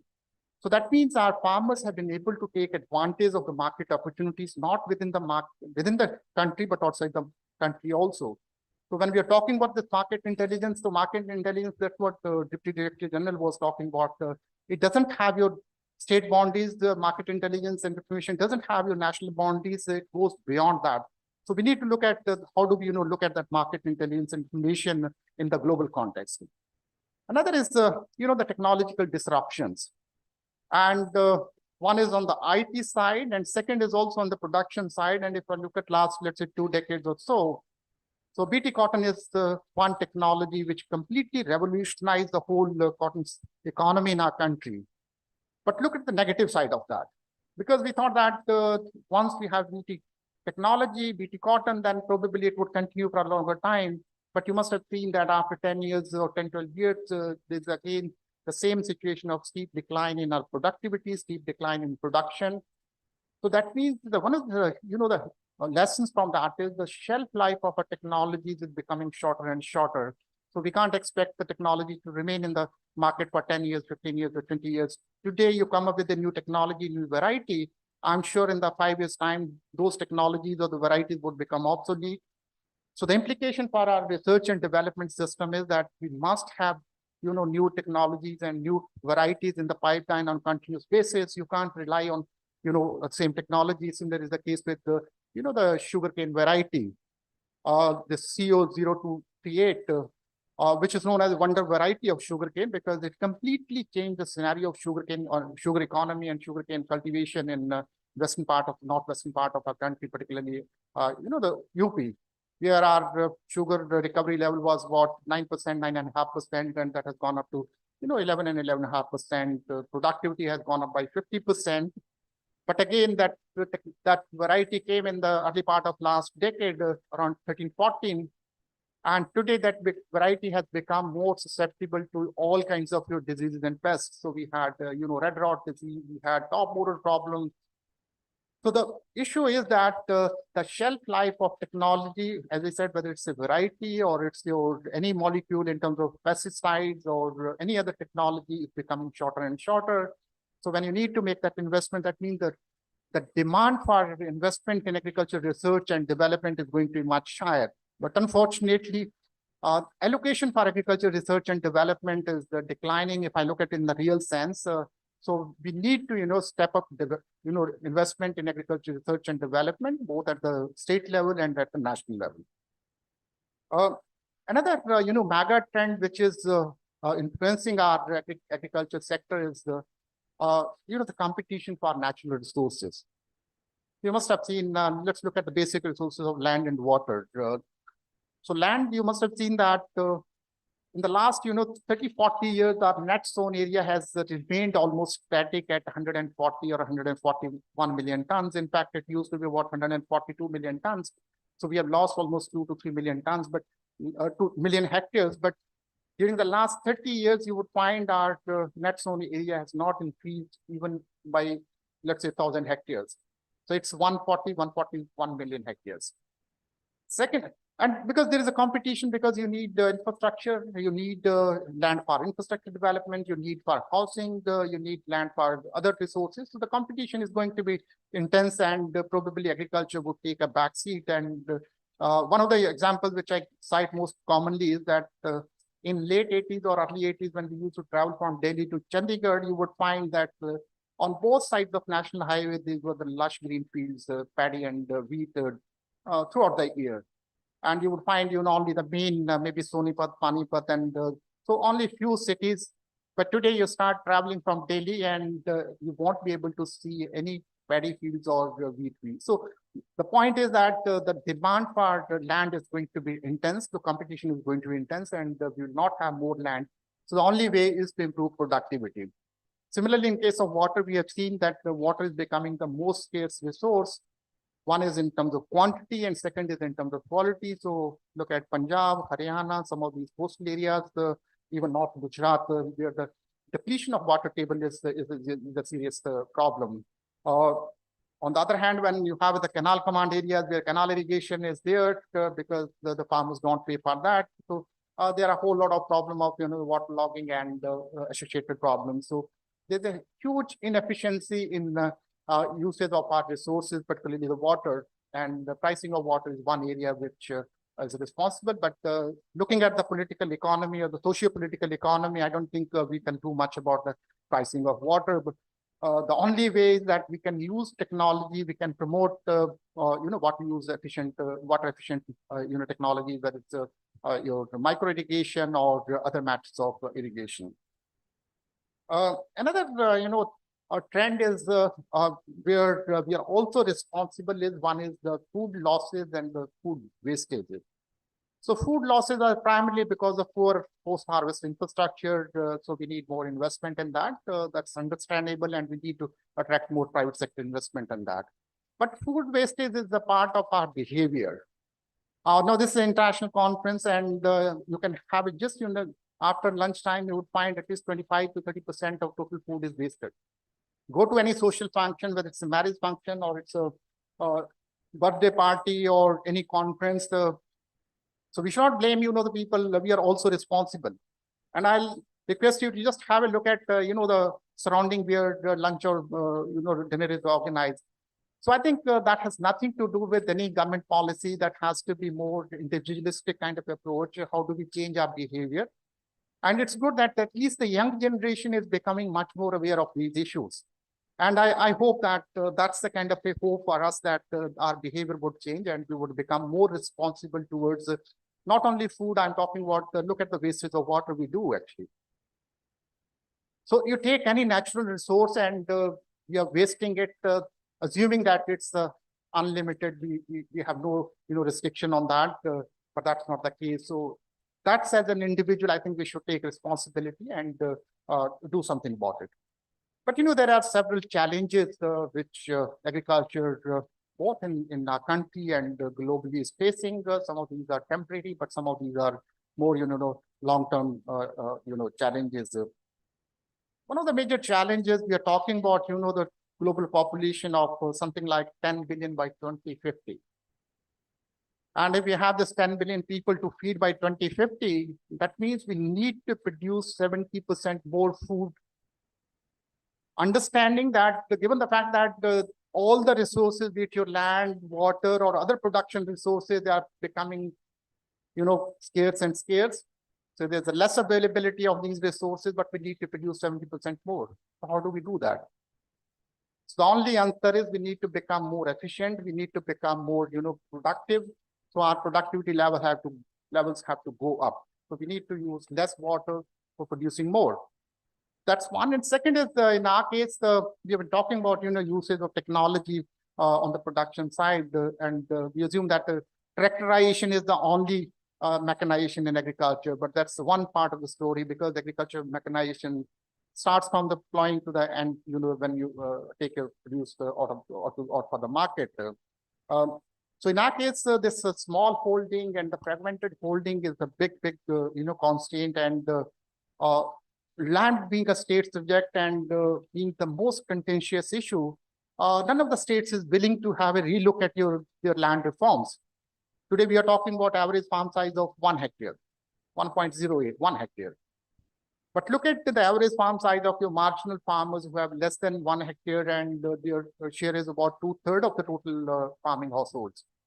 And their average farm size is 0.38 hectares. So we are talking about a farm size of 1 acre, less than 1 acre. And that's also not at one place, that's fragmented at least 3 or 4 places. So we are talking about typically effective farm size of maybe 0.2, 0.3 acres. And with this 0.2 or 0.3 farm size, you can't make investment in terms of irrigation, you can't make investment in terms of land development, because there are economies of scale in those technologies. So how do we, aggregate this land? How do we, look at this land reforms from a fresh perspective? So this fragmentation of land and declining farm size is going to be a real challenge when we're talking about, introduction of more technologies or more mechanization into agriculture sector. Another is our productivity levels are very low. So I'm not comparing our productivity levels with the United States or of America or Europe or Australia. I'm talking about, look at our productivity, variations across states. Look at Punjab productivity level of wheat or rice or any crop and compare it with any other state. Very large variations. Second is, even you can look at that in the case of Gujarat. So our potential of a particular technology is very high, but our actual productivity levels are much lower. So there's a huge, yield gap between what can be achieved with the given technology and what we are achieving today. So that has nothing to do with availability of technology. That's typically in terms of how do we use that technology? Are we able to take the technology to the farmer? Are we able to educate the farmer in terms of how we should use that technology?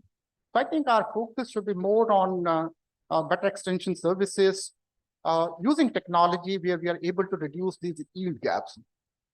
Second set of problem is like states in Punjab and Haryana. What is happening that because there is a saturation in their productivity levels, whether it's rice or wheat. In fact, there is absolutely no increase in rice and wheat productivity in Punjab and Haryana for the last 10 years. If you do simple analysis, the growth rate is almost negative or zero. So the reason is that they have already achieved the potential of that variety or that technology, but still because farmers have nothing to no alternative option. So they're trying to use more fertilizer, they're trying to use more resources to improve their productivity, but productivity is not, because you have already hit that barrier in terms of the maximum attainable productivity. So what is happening that you are keep on adding, cost. So your cost of production is, the cost of cultivation is going up.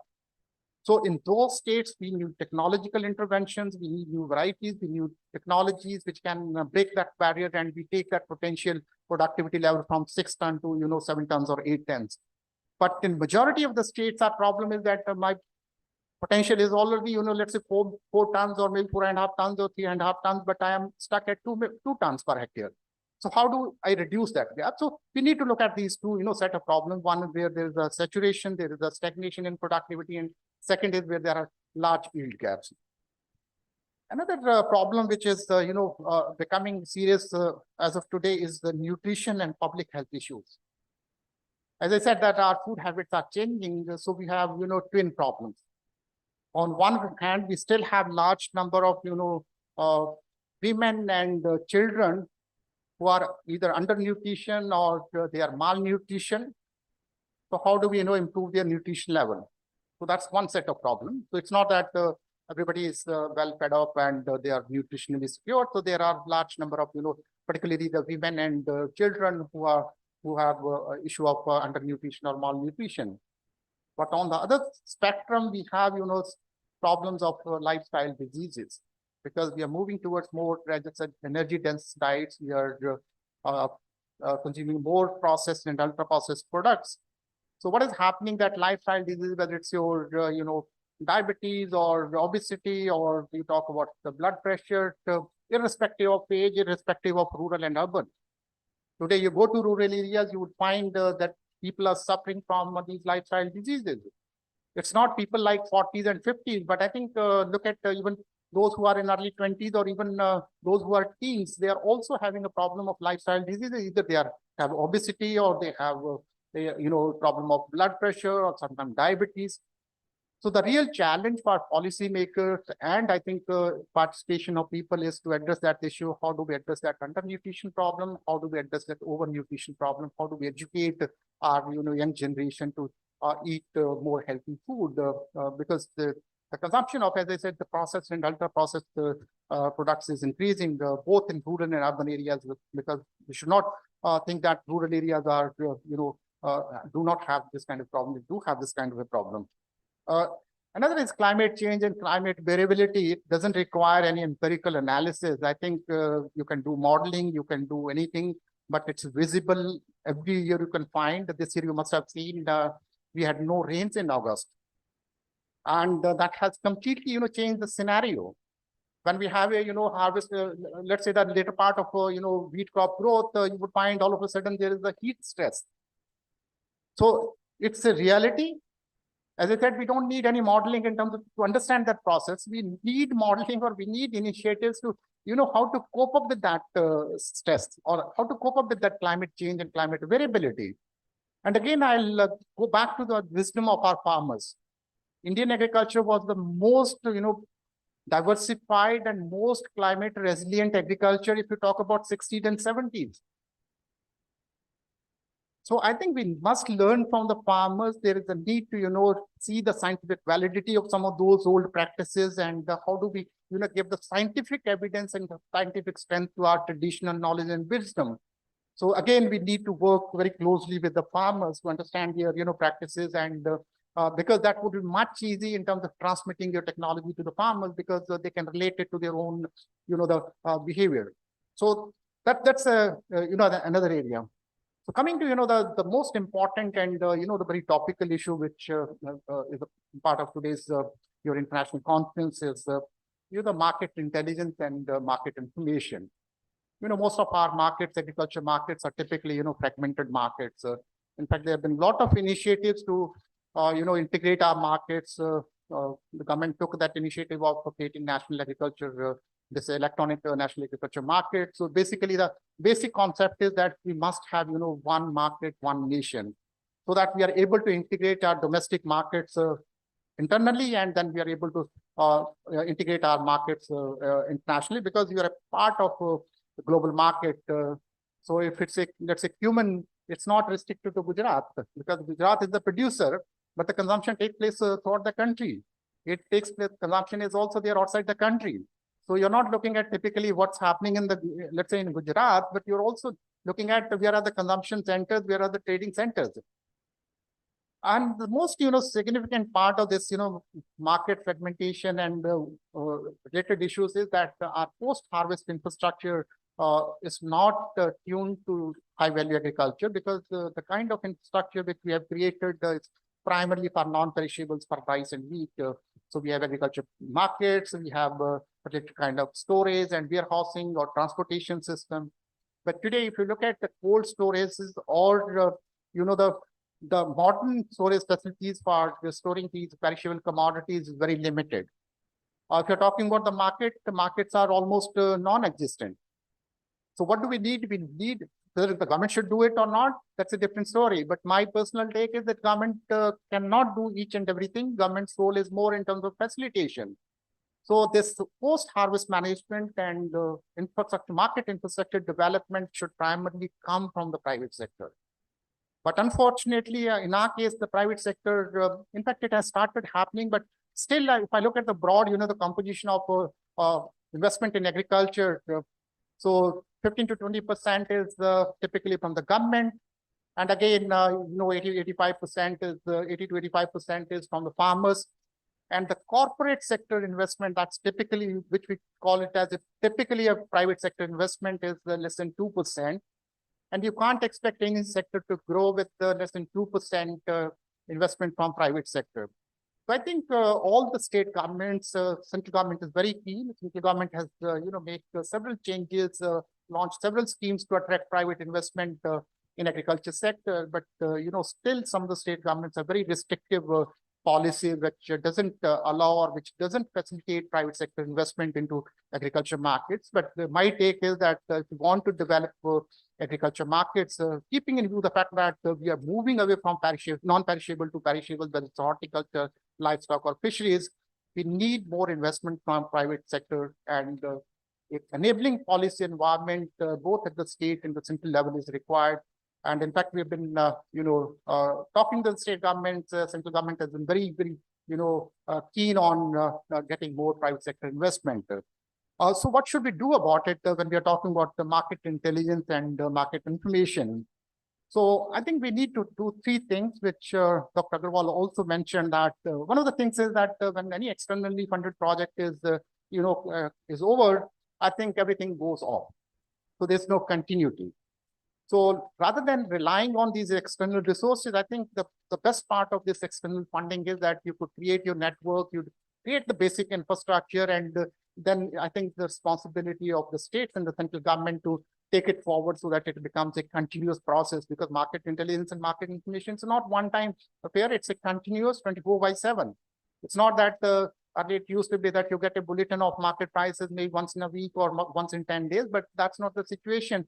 Today, you need 24/7 kind of a system. So I think we need to work on three important areas when we are talking about market intelligence and market information. One is you need technology. And I think the days are gone when we were using the traditional system of getting these prices from mandis and using some statistical analysis. So I think those days are gone. So we need to, really get into the modern technologies, whether it's artificial intelligence, it's a machine learning, robotics, you talk about remote sensing, whatever the technology is available today, I think we must make use of those technologies. So that means our resources, human resources need to be, competent enough to use those technologies. So the first focus is more in terms of, using those technologies to generate that information and disseminate that information. Second is we need institutional mechanisms. So even if you have, all these sophisticated modern technologies, but if you're not able to, transmit that information to the right quarters, whether it's policymakers or the farmers, I think it's useless. So you need to create two sets of institutions. One is on the supply side, the provider side of it. And who is the provider? Provider like you have this agriculture, this market information system in your university. But as I said, that it's not, specific to your own state. Because it's not within the state as production or consumption or the demand or the supply side would be influenced by some other factors. So we need to create institutions on the supply side, like the state agriculture universities, state agriculture departments, ICAR, central government. So we need kind of a networking of this, whole system where there is a, coordination at certain point, not looking, one is at the state level, that's important because you are unstable to the state, but you also need to take advantage of other opportunities which are lying outside your state. So we need such kind of, some national coordination who can do hand holding and do some kind of coordination. So that's on the provider side of it. So if I'm a provider of market information and market intelligence, so I must have this network system. And as I said, it has to be 24/7. Second is on the receiving side. So we are talking about typically very, small farmers located in very far off places. But today, the technology has penetrated into, remotest areas. Whether you get water or not, whether you get anything else or not, but you would get, at least your connection, you would have internet, you have mobile phones. But still, as an individual entity, the farmers are that's the weakest link. So we need to create, empowered groups. We are talking about strengthening farmers through farmer producers organizations. Cooperatives have very strong presence in like Western state like Gujarat, Maharashtra. Cooperatives, they have very strong networks. So I think we need to leverage on that, whether it's farmer producers organizations or it's cooperatives or it's self-help groups or whatever the formal or informal groups is, we need to have, that linkage with those groups so that there's a, interaction between the providers of that information and the users of that information. And the third is the infrastructure side of it, because some of these technologies are expensive technologies. So we need to create that infrastructure, both the hardware and software. One is the infrastructure in terms of the technologies, and second is the training the manpower. So and across these three, the technology, infrastructure, and institutions, we need a overarching objective of innovation because we need to keep on innovating new things. So once we have these, three pillars in place of technology, institutions, infrastructure, and then cutting across these in terms of innovations, I'm sure our market intelligence and market information system would become much more effective. It would become much more user friendly, and farmers would benefit from that. And I'm sure that the deliberations of this conference would have, because they're looking at the large number of your full length papers, your abstracts, and posters. So I'm sure you would be able to come up with very strong recommendations, which are, which could be used by either the policy planners or the actual users. And we as a commission looking forward to such deliberation, because we are one of the major users of this market intelligence and market information. In fact, we have been you can read our reports from 2016 onwards, and every year we have been focusing on this issue that we need to create a very strong network of market intelligence, market information. Look at USDA. Agriculture is not important in the United States if you look at in terms of whether employment share or in terms of their GDP share. But the kind of, the system, the kind of organization they have, it's one of the, largest system in the world in terms of creating, generating that market intelligence. So we need a similar kind of one is in the domestic scenario. And second is because most of our embassies, the primary role of embassies is also to do some kind of scouting for business interest of the country. But agriculture takes a back seat.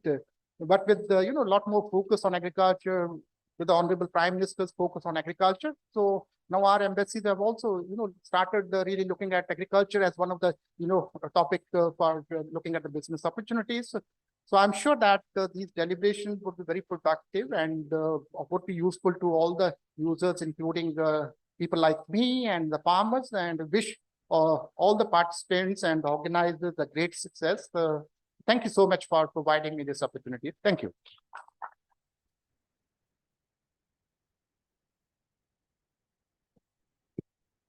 Thank you. Thank you, sir, for your motivating words and taking us to the journey of diverse global and local agricultural aspects through your vast experience. Now it is time to express our joy and gratitude. We are profusely elated with the gracious presence of knowledgeable audience, and we are thankful to the celestial gathering to lit up the stage. May I now request Dr. R.S. Punde sir to present memento to our chief guest, Professor Vijay Paul Sharma.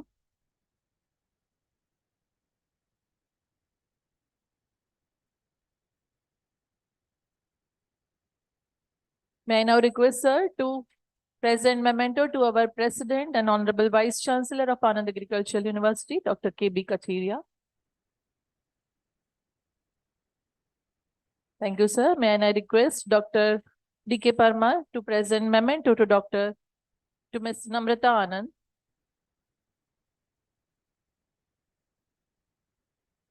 I again request him to present memento to Dr. M.K. Jala, Director of Research, Anand Agricultural University.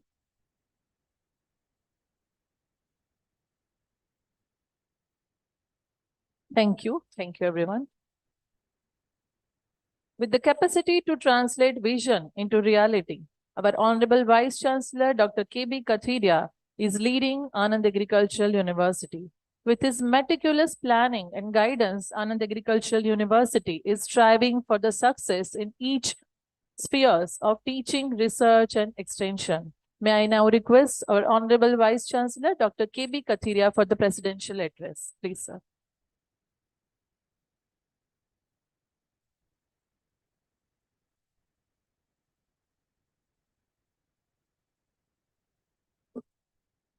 Good morning to everyone on the dais, Professor Vijay Paul Sharma Sahab, Dr. M.K. Jala, Dr. Namrata Madam, Dr. Pundi, Dr. Parmar of the dais, Dr.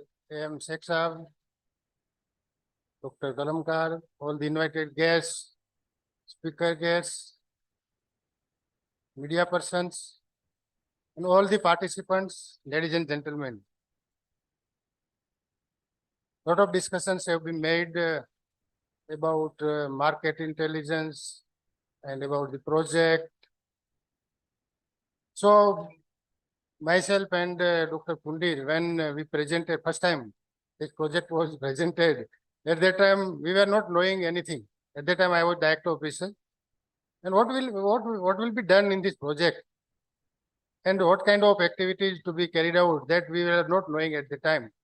But over the period, now we realize that yes, now it becomes an international project, because as Professor Sharma told that we are not working only for state or country level, but at international level. And that's why we have made very good collaboration with the Western Sydney University particularly.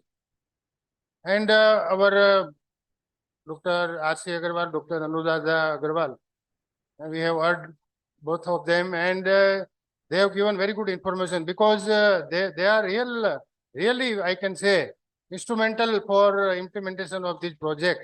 And they are kind enough to support any kind of help to need any time.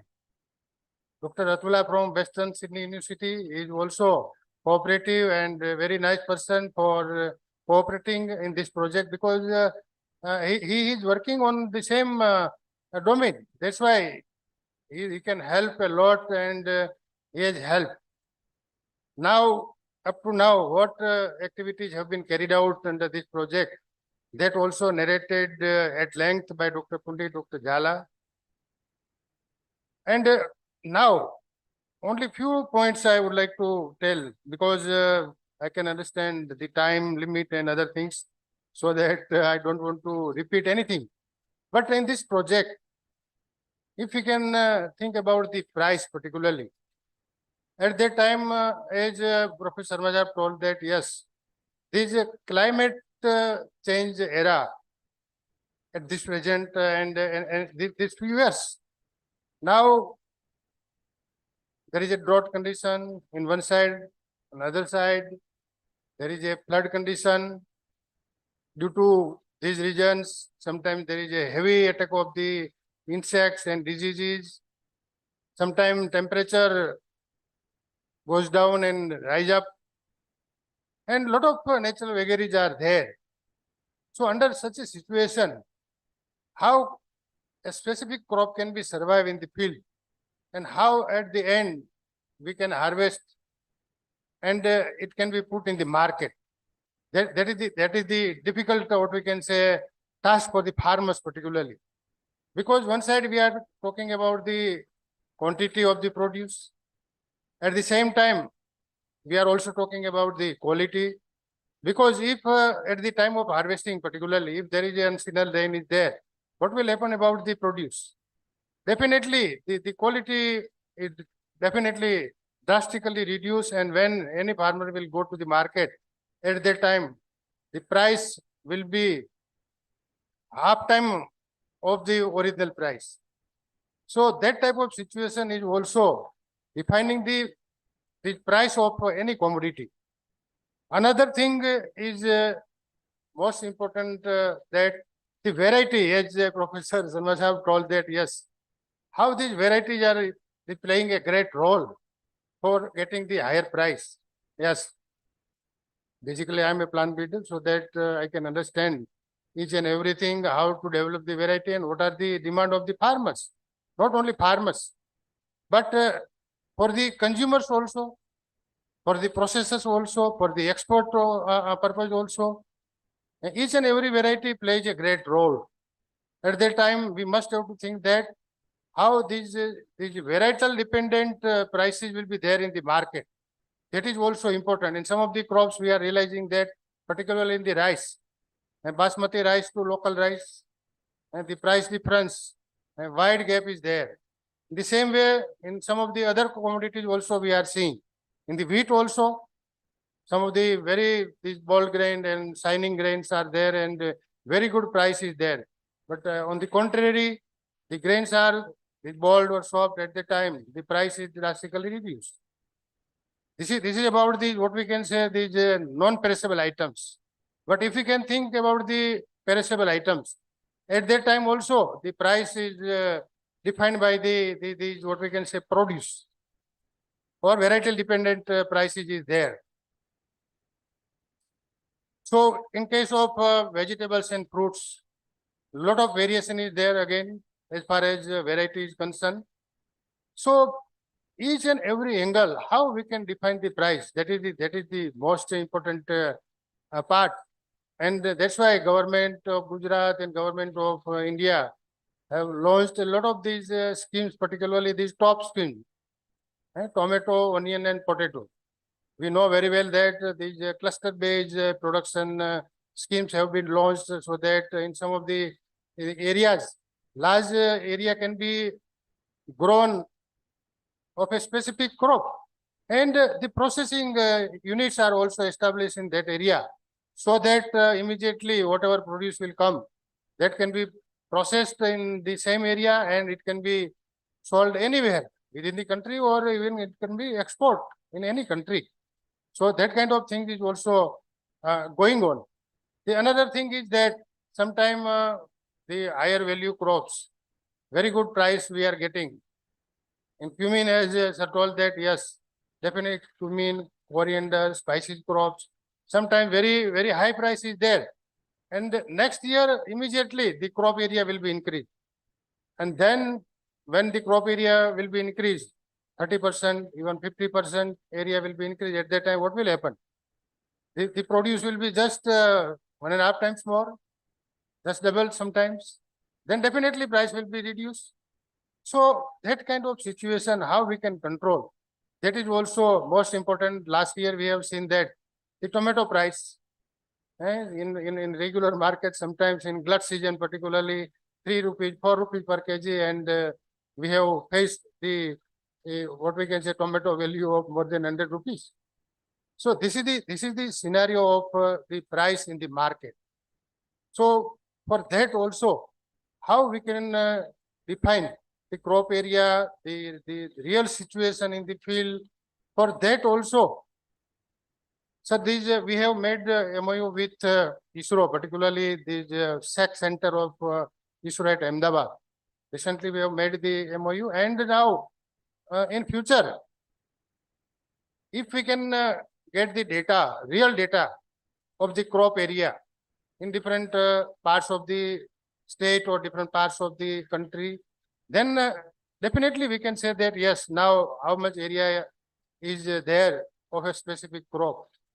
That is the sowing time. But later part also, if crop is damaged by any natural vagaries or any pest and diseases, at that time also immediately we can make the survey, and on the basis of survey, how much damage will be there. So the damage and other things will define again the quantity and quality of the produce. At that time, we can say that yes, under such a situation, the price will be like this. Sometime Dr. Pundir is coming to me and he is telling that now we are going to forecast the price of wheat and the 6 crop we have selected. So at the time of sowing and at the time of harvesting, we are forecasting the prices. But there are so many factors which are responsible for the price deciding. Another factor is the not only these what we can say our country, our state, but global level. Some of the crops, when global level scenario will be changed in some of the countries, if there is a severe damage of the crops, suppose cotton, internationally what we can say well known, this cotton is there. So in some of the countries, if a crop is damaged drastically by flood and other this situation, then definitely the whole scenario will be changed. Why? Because the deficit country, either that country is exporting the commodity, or sometimes he is not, that country is not exporting, but that country is sufficient for that particular commodity. But when drastically there is a deficiency there, definitely that country will have to import that commodity from other country. So in this way, the whole these commodities moving around the world, around the global. So all these factors we must have to consider, and then only we can decide the price and other things. One important thing is that how farmers will get the benefits due to better price, remunerative price, we can say. That is the price defined. But input, if we can reduce the input cost, and if we can give very good technologies, very good varieties, then definitely, if disease and pest resistant varieties are there, then definitely they will have, there is no need to spray anything. Then input cost will be drastically reduced. So ultimately, farmers will get the benefit. Why? Because whatever price will be there, but drastically the input cost has been reduced. So in this way, there are so many ways, as Professor Majab told that yes, from one side is the production, second is the market, and third is the consumer. And again, this consumer is also play a great role. Why? Because consumer preference is also defining which commodity or which kind of variety will be consumed more and more. And if that kind of thing is there, then varietal dependent price will be increased at a greater extent. So in this way, the forecasting of the prices is now most important, not in our country, but at a global level. And that's why we have made the MOU with the Western Sydney University. And in future also, morning we were talking with the Namrata also that how our students will get the benefit from the Western Sydney University, because as she told that within the country, more than 20 universities are working or students are going there for their higher study. So definitely, Namrata, next year or after 1 year, we will start to send our students because we are waiting for the these six committee, these the what we can say the guidelines, so that we will set up the courses and other things, and by dual degree we can what we can finalize and what kind of courses we can taught here and teach here, and what kind of courses we will teach there. So I think that in after completing of this project, because now it is verge of completion of this project. So afterwards, what kind of benefit can be harvested after investment of so huge money, I can say. We have developed HRD, we have developed the what we can say students have made a lot of studies, research studies, HRD components is there, but afterwards we can go ahead. That is the most important part. So I would like to tell that this year we have put a proposal to the state plan scheme. Full-fledged this plan scheme, Dr. Jala and his team has prepared a nice proposal to the state government and with the post. And I think we are hopeful that this scheme will be sanctioned because looking to the importance of the this price forecasting and how it will benefit to the farmers, we will convince to state government to sanction this project. And if this project will be sanctioned, then definitely this project will be continued after completing of this project. So in this way, otherwise what will happen? Any World Bank or tenure based project will be there. After completion, it is very difficult because without money, without manpower, how it can be continued? It is not possible. Whatever we did, it will be we have done, but and further, anything cannot be carried forwarded. But we hopeful that this center will be excellent center, not in Gujarat or Gujarat, but at national level and at international level, because we have very good collaboration with other countries. So the participants, those who are coming across the country from other countries, as Dr. Jala told that we have tried our best level to provide all the logistic and food these arrangements. You will enjoy, and if anything, you contact to Dr. Jala or directly you can contact to me also. So your stay will be comfortable here. And during this deliberation, presentation of papers, to try your best level to give your contribution, to interact on various aspects of this subject, and whatever recommendations will be emerged, definitely we will send to even state governments or central government or at global level. Even our partner is Western Sydney University, so whatever some recommendations will be applicable to Australia, then we will send to Australia also. There is no any problem. So with these few words, I hope that and I wish that this conference will have a grand success. Thank you very much. Thank you.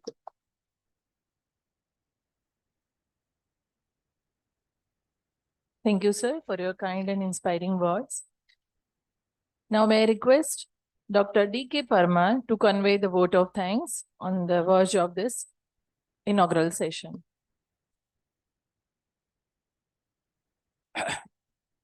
Very good forenoon to dignitaries and dear participants. First of all, I would like to express my gratitude to our chief guest, Professor Vijay Paul Sharma, Chairman CACP, Minister of Agriculture and Farmer Welfare, for graciously accepting, sir, our invitation and for enlightening us with very experienced words and knowledge.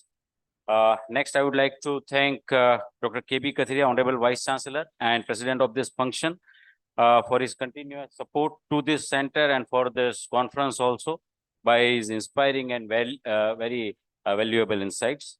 As we move forward, we carry with us the wisdom and guidance imparted by you and your vision for the future of this project. He is none other than Dr. R.C. Agrawal, Honorable DDD Education and National Director, NAHEP Caste. and guest of honor of this function also. Thank you very much, sir. On behalf of this entire team, I would like to thank our delegate, Ms. Namrata Anand, Director South Asia, Western Sydney University, Australia, to attend this function and the time and effort you invested for preparing and delivering such an enlightening session.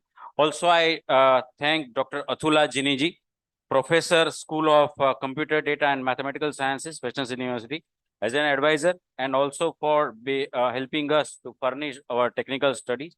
And one more thing, he attended this session as he went through some medical surgery, then also he attended. So I would like to thank him also. We are profoundly grateful to our advisor, Dr. M.K. Jala, sir, Director of Research and Dean PG Studies, AU, and Dr. Anuradha Agrawal, National Coordinator, NAHEP Caste, for their unwavering commitment and to success of this function. Their expertise, wisdom, and tireless dedication have been the guidance force behind this academic growth. Our organizing secretary, Dr. R.S. Pundir, sir, Principal and Dean IIBMI and PI of this project, has not only met our expectation, but also his teamwork, coordination, and ability. It shows the investment of his countless hours behind this function and the project also. We are truly thankful to him. Next, let me introduce the pillars of this project as well as this function. First one is Dr. Y.L.R., Associate Professor and Head, and co-PI of this NAHEP Caste, and second, Dr. Chetan Dudagra, Assistant Professor IIBMI, and co-PI of NAHEP Caste. Your passion, commitment, and hard work have been pivotal in this shaping of this function. Next, I would like to thank the press and media personnel for attending this function with an urge to have wider publicity for this. Sir, we have devised total 17 committees for this function. So I would like to thank all the conveners and all the members of this committee for taking a very good effort, okay, and having a grand success of this function. In the closing remark, I express heartfelt gratitude to our key contributor, that is nothing but our supporting staff. So I'm very much thankful to them for their hard work. Finally, I would like to thank behind the curtains, those I forgot to take the name. All in all, I am thanking to all of you, and the participants also, I am going to thank all of you. Thank you very much.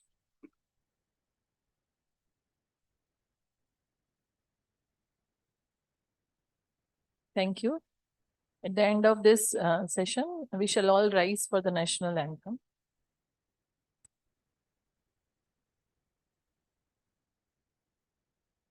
Jana Gana मन अधिनायक जय हे भारत भाग्य विधाता पंजाब सिंधु गुजरात मराठा द्राविड़ उत्कल गंगा विंध्य हिमाचल यमुना गंगा उच्छल जलधि तरंगा तब शुभ नामे जागे तब शुभ आशीष मांगे गाहे तब जय गाथा जन गण मंगल दायक जय हे भारत भाग्य विधाता जय हे जय हे जय हे जय जय जय जय हे.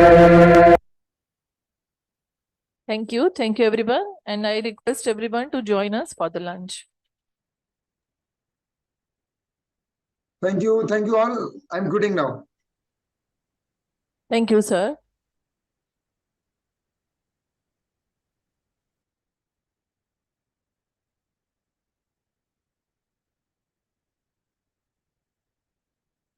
We'll start the technical session by 1:45. So I request all the participants to occupy the seats in your respective sessions, team-wise, for your presentations.